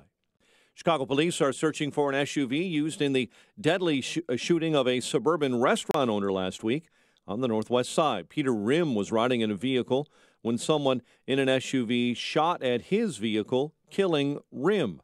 Authorities released photographs of that Nissan Rogue yesterday. Feds are seeking a 2-year prison stay for a Cook County judge. Former Justice Jessica O'Brien scheduled to be sentenced November 20th after a jury found her guilty earlier this year of fraud. She was convicted of pocketing $325,000 in a mortgage fraud scheme. Klay Thompson, 52 points and an NBA single-game record, 14 three-pointers. The Warriors took apart the Bulls 149-124 at the UC last night. White Sox have declined their $16 million option on James Shields exercising a $2 million buyout for the free agent right-hander. 8:03 time for the AM 560 Business Beat. And from the Fox Business Network, here's Carol Zimmer. From the Fox Business Network, the Dow lost 245 points yesterday with a slide in technology shares. Stock futures are higher this morning after President Trump said he is optimistic about reaching a trade deal with China. General Electric shares rising in pre-market trading after the company said it's cutting its dividend to just a penny a share. That will save GE nearly $4 billion a year. GE also saying it plans to reorganize its power division. Facebook reports earnings after the closing bell today. Sony expects its video game business to set another profit record during this business year.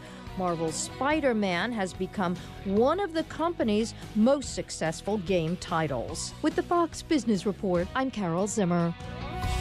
8:04, a check of traffic and weather on the way next on AM 560. The following is a paid political announcement. Rich, poor, Republican, Democrat, we're all the same when it comes to property taxes. We're not going to be living in Illinois anymore, and it's due to the property taxes. Go to SaveYourHomeNow.org. You stay. The politicians go. Liberty Principles paid for this ad and is solely responsible for its content. The following is a paid political announcement.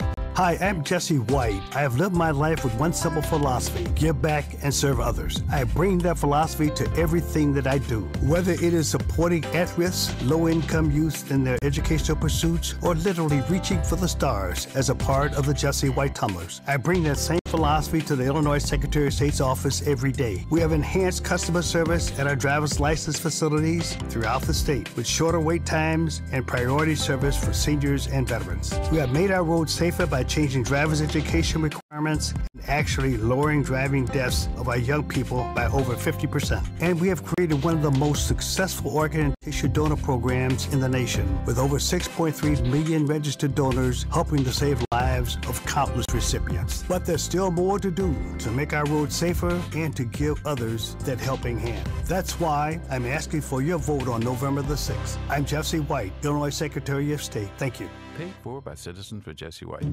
All money managers may seem pretty much the same. But while some money managers may recommend high commission investment products, Fisher Investments avoids them. Some money managers may have hidden and layered fees. Fisher Investments never does.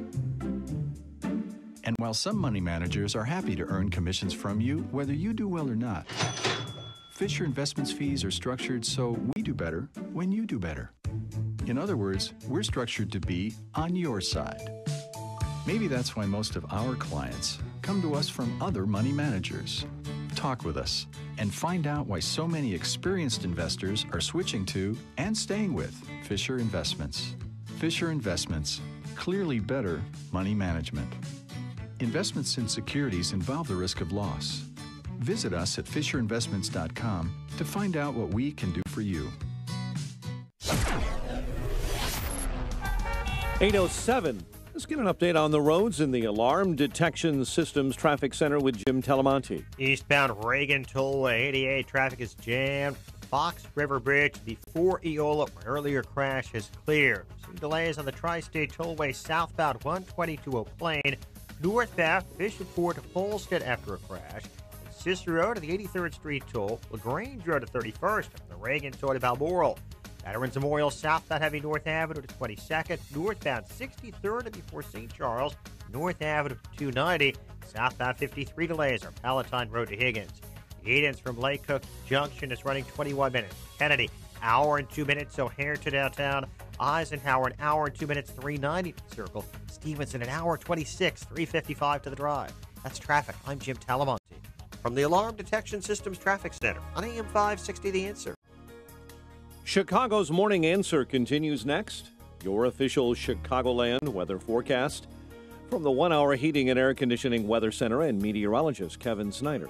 Today mostly cloudy with a shower or a thunderstorm around for the afternoon, high 62. Periods of rain through the night, low 46. Then a mix of clouds and sun tomorrow, high 58. Clouds will break at night with a low 43. Thursday, clouds and sun, high 55. I'm Kevin Snyder on AM 560, The Answer. 47 at O'Hare. Next news at 8:30. Chicago's Morning Answer with Dan and Amy continues next on AM 560, The Answer.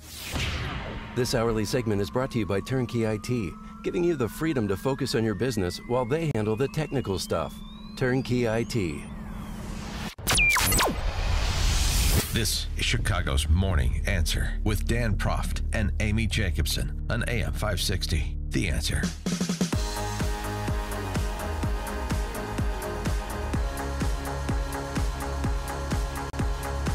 Top of the morning, Dan and Amy. Rabbi Jeffrey Myers, Tree of Life Synagogue, on CNN this morning explaining that he has gotten hate communications in response to being welcoming to President Trump in Pittsburgh today. Oh, you've got to be kidding me. The irony apparently lost on the left, or whoever is excoriating the rabbi for saying that he's my president, he's always welcome, right? I mean, he's the president, so he's my president. I'm an American citizen, so he's welcome. The same way that people welcomed President Obama amid the 14 mass shootings over which he presided during his term, and when he would show up on site to provide consolation. I mean, it's just remarkable. Speaking of hate, this congressional race in Chicago Metro, one of the key races really for Illinois, but also nationally if Republicans are going to maintain control of the House. Peter Roskam versus Sean Casten. This Sean Casten guy, it's remarkable to me that He's is made it this far. as competitive as he is. It's I can only chalk this up to people not understanding who this guy truly is, what he truly believes. You know, remember we had this discussion about Lou Holtz. Lou Holtz, 4 rules for life. You need someone to love, something to believe in, someone to believe in, I should say. For Lou Holtz, it's Jesus Christ. Something to do, and something to hope for. So we find out from Sean Casten, in no uncertain terms, repeatedly, that the someone that Sean Casten believes in is this virulent, hateful gay rights activist named Dan Savage, who has suggested things like a period of mandatory abortion. He's denounced the Bible on several occasions. Yeah. Here's a little compendium of Sean Casten and his philosophical North Star, Dan Savage. In a recent Wall Street Journal article titled, "A House Majority by Any Means Necessary," journalist Kyle Peterson recounts the following. While we walk, I toss out what seems like a throwaway question. Name one current leader who most inspires you. Mr. Casten picked Dan Savage, a sex columnist. What motivated that choice? He has this combination, Mr. Casten explains, of completely righteous indignation and an awesome sense of humor. He cites a contest Mr. Savage held in 2003 to name a graphic sex term after then-Senator Rick Santorum. Sex columnist Dan Savage started a campaign to rename the word Santorum, and now the first 2 hits you get are about the filthiest sexual neologism possible. When challenged about this bizarre choice, Casten reiterated his selection and added, "But listen, the person I embraced, and I will stand to this day, is Dan Savage." Let's examine the righteous indignation and sense of humor of Mr. Savage that Casten finds inspiring. Savage is famous for advocating violence against political rivals. Carl Romanelli should be dragged behind a pickup truck until there's nothing left but the rope. And even said, "You Republicans are like Arafat." Unfortunately, not exactly like him. I wish they were all up. Yeah, that's the civil discourse you're looking for. Are you suburbanites from Lake County down to Hinsdale? That's who you want to represent you? He's a monster. Somebody who is an ideological and, as it pertains to just sort of character, social graces, a fellow traveler of Dan Savage. Go to Dan Savage's Twitter page. You'll see a picture of a hand-drawn, GOP elephant symbol with the tongue up a hand-drawn girl's dress, the trunk up a hand-drawn girl's dress.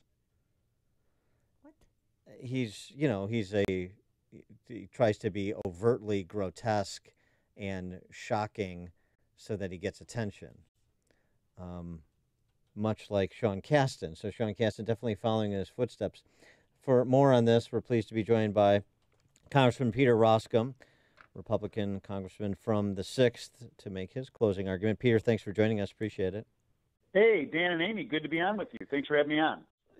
Just the importance of Sean Casten's fealty to Dan Savage, at least ideologically and interpersonally. I mean, it's hard to, and you don't make a habit of running against third parties when you're facing off against a political opponent, but it's hard not to bring Dan Savage into this race, and Sean Casten has.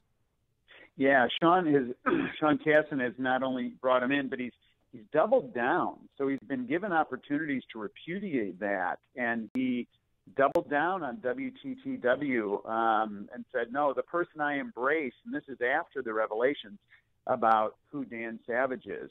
And this is really a pattern with Casten. In other words, this is the same Sean Casten who compared Donald Trump to Osama bin Laden. And then when he was asked about it again, he doubled down and said, what I said needed to be said. Or this is the same Sean Casten who described Republicans as the party of pedophiles, or Republican donors as morons, or making, just spewing conspiracy theories and nonsense. And if you read that Wall Street Journal article from a week ago, the reporters basically said, look, I came to the 6th District to do, I thought, an interesting piece about tax policy and health care in the suburbs. And then I sat down with Sean Casten, and I couldn't basically believe, I'm paraphrasing, the things that he was saying. And Casten said, and these are his own words, that he will use any means necessary to gain a House majority. That's a phrase that any reasonable person in this day and age should find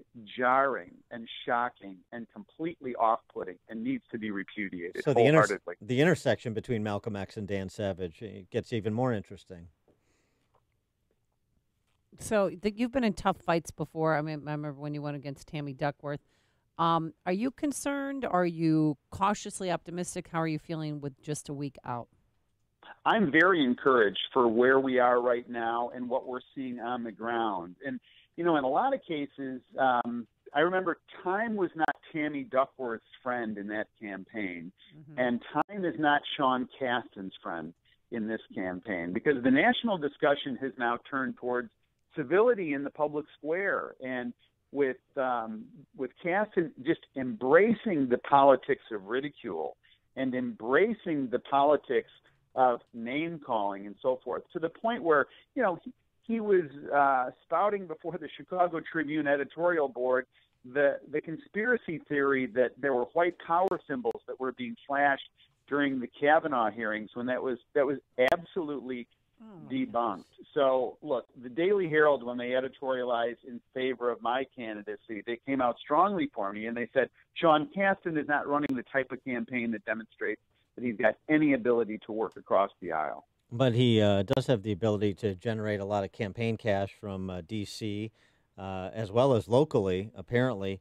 And, how do you explain the fringe statements that he's made, the way that he conducts himself, and how competitive he is in this election? So there's national money that's coming in. There's no question about it. And he's also chosen to align himself closely with Mike Madigan. And think about that. He entered into a joint fundraising agreement the third week in September with, of all people across the fruited plain, Michael J. Madigan. So Madigan's got the ability to direct a lot of money his way. There's national money that's coming in. I think when push comes to shove, the 6th District is going to say, we don't want this guy. We don't want somebody who's aligning himself with Michael Madigan, who's against the property tax freeze, who's embraced J.B. Pritzker's progressive income tax, wants no payroll tax limitation, wants a gas tax and a new carbon tax, and wants to take away all the tax benefits that we got under the new tax law. And I think when it all comes down to it, I think the 6th District says we're voting for Roskam to send us back because he reflects us, Casten repudiates us, and doesn't reflect us. Adriana Cohen, writing in the Boston Herald, had an interesting comment. She's sort of trying to follow Kanye West's lead, Kanye starting Blexit, blacks leaving the Democrat Party. She's trying to start a Wexit, women leaving the Democrat Party. And she writes that women, quote, should, quote, ought to acknowledge that the robust economy Trump, has unleashed in less than 2 years has created over 4 million new jobs, giving them, their daughters, aunts, and sisters what feminists have long fought for, independence. Is that part of your closing argument to suburban families as well? Yeah, two things. Number one, look at where the economy is and the trajectory of it. Kasten simply makes the point, we have to thank Barack Obama for this. I mean, literally, that's the argument that he's made, which is just obtuse and out of touch with the reality of how robust the economy has become under this administration. And the other thing is, look, it's moms in our culture who are the guardians of civil discourse. It's moms who basically say, hey, you don't talk that way. I don't want to see you talking to your teacher that way. I don't want to see you talking to your classmate that way. And I think a lot of suburban moms are not happy with the way Sean Kasten is conducting himself. Wow. So what a final push. I know yesterday you had Senator Marco Rubio. You two had a joint I believe his name is Little Marco. Oh, no, yeah. No. But I mean, why? And then the week before you had, Stephen Scalise was here. We had Steve Scalise in, we had Marco Rubio in, and now it's, you guys know campaigns. It's now door-to-door work and get out the vote work. And look, you're either drained by a campaign or you're completely invigorated by it. And I am invigorated by campaigns. And this one in particular, just in closing, because this is about worldviews. This is about way beyond donkeys and elephants. This is not a shirts and skins thing. This is about how we view the world. And my point is, hey, we want an economy that is robust and dynamic and expansive. We want to be able to discuss things in the public square and not be demeaned and ridiculed. And that's the reflection that I am of this district. And my opponent is going a totally different direction. And I think the direction that he is prompting us to go says, hey, throw more rhetorical gasoline, call people more names, and make the square even more tumultuous than it already is. Yeah, I'm all for calling politicians names, but I mean within the bounds. I'm all for ridicule and not treating politicians as ruling class types or our betters. But I mean, what Sean Kasten has said is disqualifying. When I say fringe, I mean fringe. This is not he's a liar, he's a tax raiser, he's a spendthrift. The stuff that you hear, and then there's underlying evidence to make the argument. This is lunacy, what he's talking about. Trump is bin Laden, this Dan Savage character that he has identified as his intellectual North Star. I mean, people really need to look at this. You don't even have to get to disagreements about some of the substantive policy issues, as I've said on the show before. Sean Kasten has disqualified himself based on what he said. I don't care what he's done in his career. Yeah, for sure. And I think there's so many other things that as people are focusing in now and they're thinking, all right, what do we want this like? What do we want this culture to be like on November 7th when we all wake up? And do we want Kasten basically out there saying, hey, here's how you win, this is what you do. You call the president of the United States like a mass terrorist, and you just add more rhetorical gasoline on the whole thing. I don't think so. I think we can do a lot better than that, and it's time for Sean Kasten to be shown the door by the voters. All right. He is Peter Roskam, Congressman from the 6th. Peter, thanks so much for joining us. Appreciate it. Thanks, guys. Great to be on. Thank you. And good luck. Yeah, good luck. He joined us on our turnkey.pro answer line. If you're talking about it, Dan and Amy are talking about it. It's Chicago's Morning Answer on AM 560. The Answer. This is a court-ordered notice. Current and former Ford, Lincoln, and Mercury owners or lessees can receive payments and other benefits from a legal settlement related to allegedly defective Takata airbags in their vehicles. To see if your vehicle is included and to file a claim, go to autoairbagsettlement.com or call 1-888-735-5596. That's autoairbagsettlement.com or 1-888-735-5596. Let's think about customization presented by Liberty Mutual Insurance. Liberty Mutual customizes your auto insurance so you only pay for what you need. So why aren't more things in life customizable? Why isn't a burger cheaper when you ask for no onions? I don't want them, so shouldn't you deduct the price of the onions, right? Otherwise, I'm paying for the onions, but I'm not receiving any onions. Go to libertymutual.com for a customized quote and you could save. Liberty, liberty, liberty, liberty. Coverage is underwritten by Liberty Mutual Insurance Company and affiliates. Equal housing insurer. I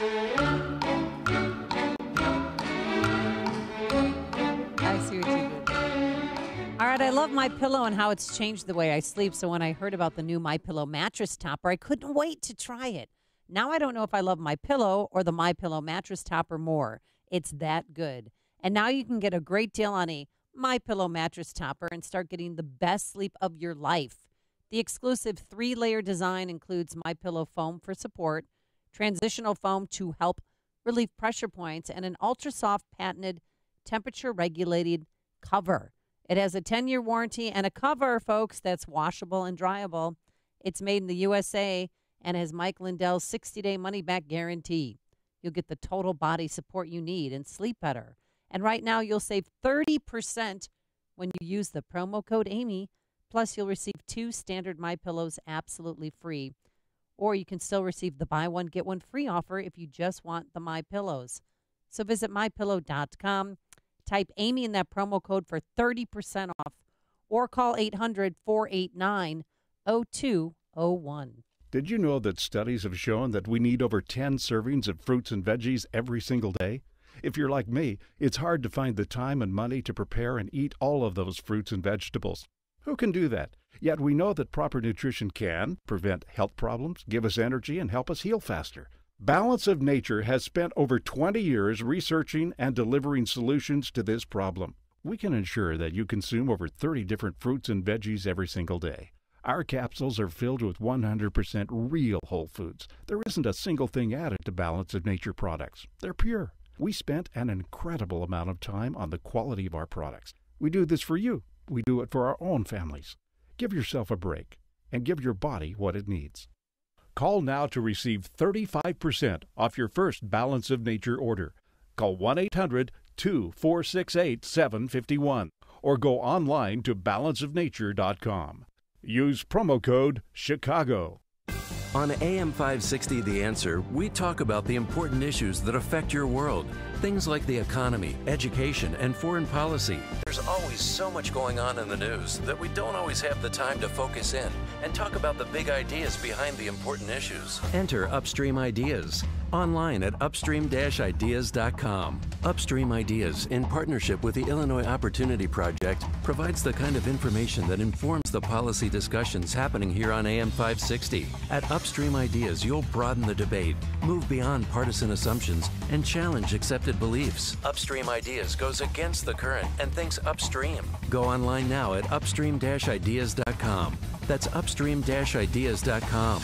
You'll be armed with new information and fresh perspectives to help encourage you to make the state of Illinois and the United States of America a bit freer, a bit more just, and a bit more civilized. Upstream-ideas.com. The following is a paid political announcement. Hey, where is Sleepin' Joe Donnelly? A whole caravan of illegal immigrants is headed towards the United States, and Donnelly is silent, not a peep. But in commercials, he pretends to be tough on the border. Ha! Donnelly voted for amnesty and endorsed open borders liberal Hillary Clinton for president. Sleepy Joe. Joe Donnelly isn't one of us anymore. He's one of them. Listen to Mike Braun. Career politicians like Joe Donnelly will say anything to keep their jobs. The truth is, Donnelly voted against Judge Kavanaugh, for the Iran nuclear deal, and even backed Hillary Clinton for president. We deserve better. I spent my career in the real world, creating jobs and getting things done. In Washington, I'll fight to bring back good-paying jobs and fix our health care. I'm Mike Braun. I approve this message, and I ask for your vote. Paid for by Mike Braun for Indiana. AM 560, The Answer. Dan and Amy, today is the day. Oh, it's big news. Oh, my gosh. Absurd. I dressed up for the occasion. I'm ready to go. Yeah, we'll see if we have our FCC license tomorrow. Brace yourselves. Starting at 9:05 this morning, just a few minutes after we get off the air, Sean Thompson, Sean from Elmwood Park, can be seen and heard on a live video podcast of the Liberty Hour. You can watch and listen to the show at the AM 560 Facebook page or 560theanswer.com. You can also subscribe to the audio version of the podcast on Apple, iTunes, or Google Play. Just search for the Liberty Hour, and Sean will be taking your phone call, so make sure to join him this morning, coming up just after 9 a.m. No, God! No, God, please, no! Do you think no! he'll wear those? Actual recording of members of Sean, our I'm audience. trying to talk. Do you think he'll wear those new glasses of his? Those ladies' glasses he likes? The chick glasses, the Dolce Gabbana, Yeah. which now I know what D and C is. They are DG, ladies' glasses. whatever. My great aunts used to have a pair of glasses like that. Coming up on Chicago's Morning Answer. Leadership in these times, who better to talk to than a four-star general? Stanley McChrystal joins us to talk about leadership and his new book on the topic at 8:38. And Kansas City police find who did it. Who stole that inflatable colon? We'll explain why it's here and where they found it. But first, into the newsroom we go. Here is Mike Scott. Sean's got to give up on the salmon shorts and the penny loafers, too. They got to go. Got to go. 47 and partly sunny right now, officially at O'Hare at 8:30. Two brothers and a doctor who were killed at a Pittsburgh synagogue will be laid to rest today. President Trump will visit Pittsburgh today after a gunman stormed the Tree of Life synagogue and killed 11 on Saturday. Indonesian officials say it's unlikely any of the 189 on board a low-cost airliner that crashed off the coast have survived. Reporter Joe Fryer is at the scene. Search teams have found human remains from some victims, but the aircraft's black box data recorder has not yet been retrieved. A Lion Air flight went down shortly after taking off from Jakarta Monday. President Trump says he'll sign an executive order ending birthright citizenship for babies born in the U.S. to mothers who are not citizens. How ridiculous. We're the only country in the world where a person comes in, has a baby, and the baby is essentially a citizen of the United States for 85 years with all of those benefits. It's ridiculous. It's ridiculous. And it has to end. From an interview on Axios on HBO. Roughly 5,000 active duty troops will be deployed along the U.S.-Mexico border by week's end. They'll be led by General Terrence O'Shaughnessy. I think the president has made it clear that border security is national security. That is the direction we've given. That's the direction that we're marching to. Our orders are very clear. We are engaged. We're here to support CBP, and we're going to secure the border. The troops will be preparing for that Central American caravan that is now in southern Mexico. A man faces charges for allegedly burglarizing the home of a Wisconsin teenager who's been missing for more than 2 weeks. Kyle Janke is charged with burglary and jumping bail. He lives near the Barron County home where 13-year-old Jamie Kloss disappeared and her parents were found murdered. One person is dead following a hit-and-run crash on Chicago's South Side. It happened early this morning near 79th and Cottage Grove. A man is facing hate crime and arson charges after an evangelical church in Orland Park has been repeatedly vandalized this year. Luke Corrigan is being held without bail in the Cook County Jail following his arrest. Corrigan has vandalized the Living Word Lutheran Church 5 times and once tried to start a fire. Carson's is reopening a Chicago area store just in time for the holiday shopping season after bankruptcy and then closing all of its stores. The company says it will reopen the Evergreen Park location on Black Friday. Store's hosting a hiring event this week. The department store chain, again, closed all locations after going into bankruptcy. Klay Thompson, 52 points and a record 14 three-pointers in a single game. Warriors took apart the Bulls last night at the UC, 149-124. White Sox declined the option on James Shields, a $16 million option, exercising their buyout with the veteran right-hander. The news service of Unbound.org. Right now, there are young people across the world facing a tough choice. Continue their dream of education or drop out to help their family put food on the table. You can help change their future in a single moment. See how far your support can go at Unbound.org. 8:33, a check of traffic and weather on the way next on AM 560. This is a court-ordered notice. Current and former Ford, Lincoln, and Mercury owners or lessees can receive payments and other benefits from a legal settlement related to allegedly defective Takata airbags in their vehicles. To see if your vehicle is included and to file a claim, go to autoairbagsettlement.com or call 1-888-735-5596. That's autoairbagsettlement.com or 1-888-735-5596. Let's think about customization presented by Liberty Mutual Insurance. Liberty Mutual customizes your auto insurance so you only pay for what you need. So why aren't more things in life customizable? Why isn't a burger cheaper when you ask for no onions? I don't want them, so shouldn't you deduct the price of the onions, right? Otherwise, I'm paying for the onions, but I'm not receiving any onions. Go to libertymutual.com for a customized quote and you could save. Liberty, liberty, liberty, liberty. Coverage is underwritten by Liberty Mutual Insurance Company and affiliates. Equal housing insurer. The following is a paid political announcement. More than a decade in Washington has changed Joe Donnelly. When he first ran for Congress, Donnelly told Hoosiers, I will be an independent voice who goes there to represent your best interests. That's not Joe Donnelly today. Donnelly votes more with Nancy Pelosi and Chuck Schumer than Donald Trump. Donnelly votes for their liberal immigration schemes, and he voted against President Trump's tax cuts. And on outsourcing, Donnelly says, it's unpatriotic, it's shameful, and it's un-American. But Donnelly profited from his family business that outsourced jobs to Mexico, where workers were paid $3 an hour and imported from China. You can call him Mexico Joe, you can call him Phony Joe. Just don't call him one of us. Joe Donnelly belongs to the Washington Liberals now, not Indiana.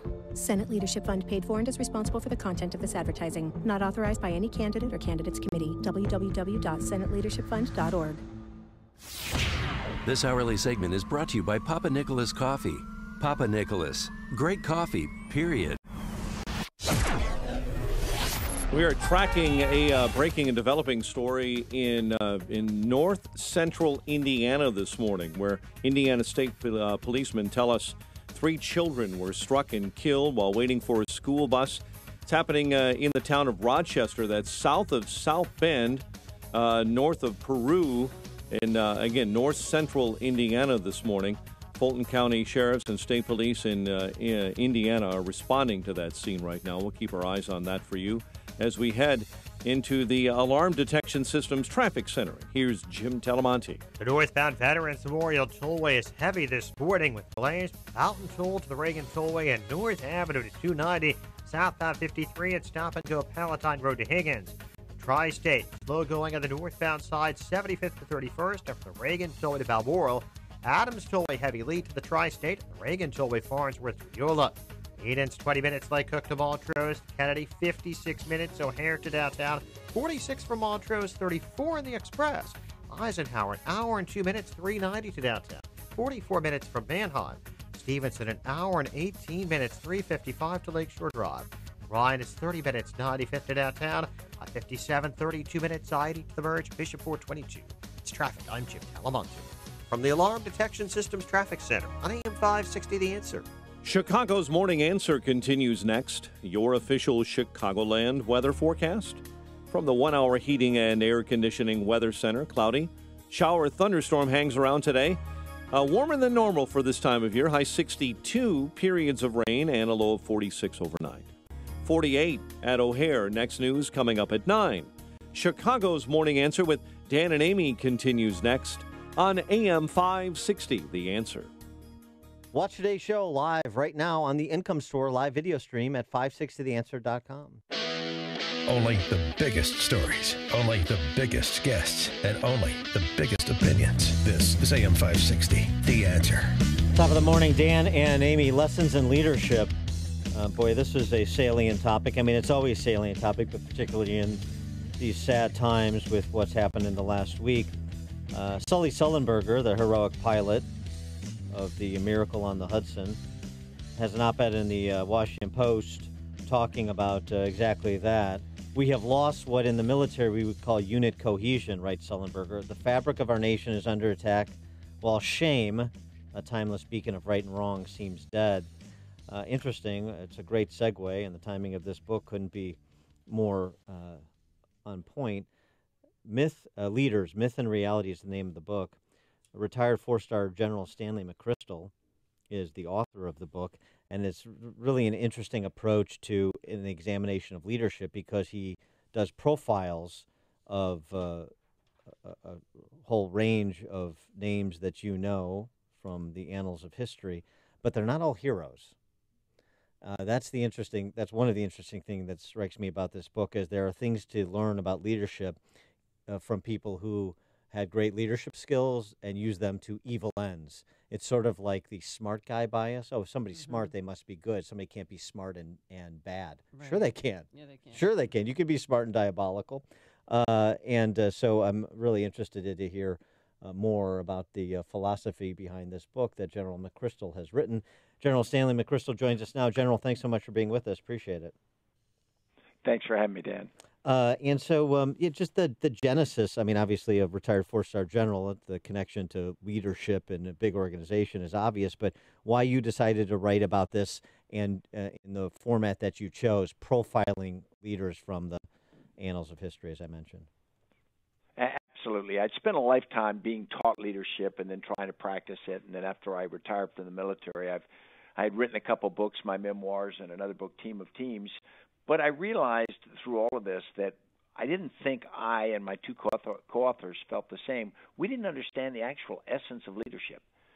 So we went back to Plutarch, the Greek historian who profiled a number of Greek and Roman leaders, and did the original biographies to figure out what have we got wrong. And what we came out with is really this revelation that leadership isn't what we think it is, and it never has been. What we have done is we have oversimplified it. We've made it two-dimensional, and we have fallen into viewing historical figures through these myths of how leaders are, and we sand off the edges of people in history. We look at them in a different way, and we tell their story in a very incomplete manner. And what that does is it makes us ineffective looking forward. It makes us ineffective in who we select, who we elect, who we promote, who we follow, how we think about leadership. And it's got huge costs for society. Well, yeah, looking back 2,000 years as a starting point, that's a pretty broad perspective. It's great. Big homework assignment. So you profiled 13 famous leaders from a wide range of eras and fields. Who is your favorite leader or somebody that you admire? It's interesting. After we did the 13th, I would have started the book with Robert E. Lee because he was someone who, through my life, was a role model. By the time we finished the book, the leader that I most admired, not just for his cause but for his skills, was Dr. Martin Luther King Jr., because we tend to think that he gave a speech in 1963 with I Have a Dream. But the reality is for 13 years, he brought together the disparate parts of the civil rights movement. He forged them into a nonviolent, disciplined campaign that was really an extraordinary management and leadership feat separate from the inspirational part that he did. You also profile people who committed unspeakable acts of evil. Tell us why you did that. Well, it's interesting. First, you take Maximilien Robespierre, who was the primary figure in the French Revolution. Reign of Terror. And yeah, absolutely. In a 5-week period in 1794, they guillotined 900 people. So much that they had to move the guillotine out of the center of the city because blood was making the water supply bad. But here's a guy who, he was this introverted lawyer who sat in his room and wrote speeches. He never went to an execution until his own. And so he did it in a theoretical way, and he was trying to push his society towards a truly virtuous society. And yet he became convinced that you had to follow a route of terror to get there. And if you think about it, that's kind of amazing, but he got a lot of traction. We paired him with Abu Musab al-Zarqawi, who led al-Qaeda in Iraq, who was very different, much less intellectual, poorly educated. But they shared this white-hot zealotry, this ability to seem completely confident in their belief, completely committed. And because of that, the people were attracted to them. Almost like if these people believe so fervently and have so few doubts, they must be right. And that's an interesting psychological look at followers, why we would follow people like that. I also wanted to get just quickly your take on individuals you profile who had very different public personas from their private life, and one of them being Walt Disney. Sure, Walt Disney spent his life trying to be Uncle Walt, and he really wanted to be. He wanted to be a much beloved figure.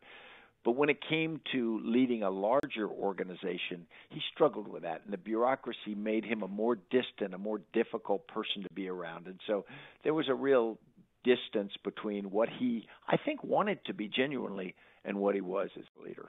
He is General Stanley McChrystal, retired 4-star U.S. Army general. The book, Leaders, Myth, and Reality. Very interesting. General McChrystal, thanks so much for joining us. Good luck with the book. Well, you're very kind. Thank you. We hope to have you back soon. And he joined us on our turnkey.pro answer line. This is the morning show. More Chicago radio listeners are choosing. This is Chicago's Morning Answer on AM 560. The Answer. Balance of Nature's fruits and veggies in a capsule. This stuff is the best stuff I've ever taken. I don't take any medicine. I take nothing. If I get a little scratchy throat or even a headache, I take the vegetables. It works very fast. Or I'm feeling like a little down, tired, I take 3 of them, 4 of them, and I'm right up back to where I was. It's unreal how this stuff works, and I rave about it. This guy's a genius when it comes down to it. If anyone's skeptical about taking something, I get it. There's thousands of products out there. Look, you can be confident in this because the one thing that makes me really, really happy about is that you guys make the capsule out of a plant-based product. It's not crap. It's real food, like you would put on the dinner table. For a limited time, use discount code CHICAGO, and we'll take 35% off your first preferred set of fruits and veggies and have them shipped to you free. Call 800-246-8751 or go online to balanceofnature.com and use discount code CHICAGO. Hey, we know you're always looking for ways to save with your business. What if you could save anywhere from $2,500 to $25,000? That'd be great, right? Well, now through November 25th, Turnkey IT will add free Office 365 migration with every new contract. That is a huge savings for your business, and you shouldn't wait another minute to contact Turnkey IT. With Turnkey, you can have a full-time IT department for a lot less than you think. You'll get world-class help desk, on-site and remote support, monitoring of network resources, cloud backup, antivirus, and for a limited time, free Office 365 migration with every new contract. But hurry, the offer ends November 25th. From a one-person business to a business with 200 employees, leave the technical stuff to the pros so you can focus on running your business. Visit turnkey.pro today. That's turnkey.pro. Signature Bank is Chicago's fastest-growing independently owned business bank. It's a bank where relationships still matter. Signature Bank knows your name and your story. I'm Dan Proft, and I know this because Signature Bank is my business bank. Hi, I'm Brian Duncan, co-founder of Signature Bank. Born and raised in Chicagoland, my partners and I knew this city needed a locally owned business bank. As fellow entrepreneurs, we know the challenges facing businesses, and we are invested in our customers' success. We are here to build mutually beneficial, long-term, lasting relationships with our customers. We look forward to helping our customers reach their goals every day, and we are here to see them succeed. At Signature Bank, you work directly with decision makers who understand your business and can deliver on their promises. Signature Bank is looking for their next success story. To learn more about turning your business vision into reality, visit signaturebank.bank. Signature Bank, helping local businesses succeed. Member FDIC, Equal Housing Lender. The following is a paid political announcement. I don't respect this president. The radical liberals in Washington will do anything to stop the president's agenda to make America great again. I don't trust this president. They would rather see the country fail. His motives and his actions are contemptible. Then fix the problems facing our nation. And I will fight every day until he is impeached. Impeach 45. Impeach 45. But Julie Olthoff isn't waiting around for the career politicians in Washington to deliver solutions. Julie Olthoff believes our conservative ideas will give us prosperity and preserve the American dream. That's why Julie has worked with Governor Holcomb to balance Indiana's budget, cut taxes for hardworking Hoosiers, and fully fund the next 20 years of building and maintaining our roads and bridges. Julie Olthoff and Governor Eric Holcomb have Indiana on the right track. Vote Julie Olthoff for state representative on or before November 6th. Paid for by Voters for Julie Olthoff. For years, St. John's Northwestern Military Academy has served young men with an outstanding education and preparation for life. And now I'm sure you know that the same experience is available for your daughter. St. John's is an excellent co-ed environment serving young men and women in grades 7 through 12, but it also has an active day program for those grades as well. These are not troubled kids. These are world leaders. These are people from the U.S. as well as from all around the world. And some of the alumni include heads of state, key business leaders, professional athletes, accomplished artists, statesmen, and politicians, and a variety of others who have made important contributions to a broad spectrum of society. Their goal is to prepare cadets for success in life by instilling in them a solid work ethic, an understanding of value, of integrity, of teamwork, of the ability to think critically, communicate well, and function in a diverse and ever-changing world. I trust St. John's Northwestern Military Academy so much. I sent Peyton and Eli there over the summer for their summer camp. But again, just so you know, there's always ongoing enrollment, which means there is still time to enroll your son or daughter for this school year. For more information, call 1-800-SJ-CADET. That's 1-800-SJ-CADET, or visit their website, sjnma.org. That's sjnma.org. This is a court-ordered notice. Current and former Ford, Lincoln, and Mercury owners or lessees can receive payments and other benefits from a legal settlement related to allegedly defective Takata airbags in their vehicles. To see if your vehicle is included and to file a claim, go to autoairbagsettlement.com or call 1-888-735-5596. That's autoairbagsettlement.com or 1-888-735-5596. Let's think about customization presented by Liberty Mutual Insurance. Liberty Mutual customizes your auto insurance so you only pay for what you need. So why aren't more things in life customizable? Why isn't a burger cheaper when you ask for no onions? I don't want them, so shouldn't you deduct the price of the onions, right? Otherwise, I'm paying for the onions, but I'm not receiving any onions. Go to libertymutual.com for a customized quote and you could save. Liberty, liberty, liberty, liberty. Coverage is underwritten by Liberty Mutual Insurance Company and affiliates. Equal housing insurer. AM 560, The Answer. Dan and Amy, turn our sights locally for a moment.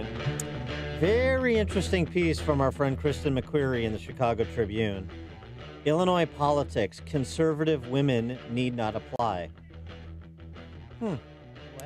Among the least represented voice in Springfield is that of conservative women. The House and Senate, made up of 177 members, include 61 women of both parties.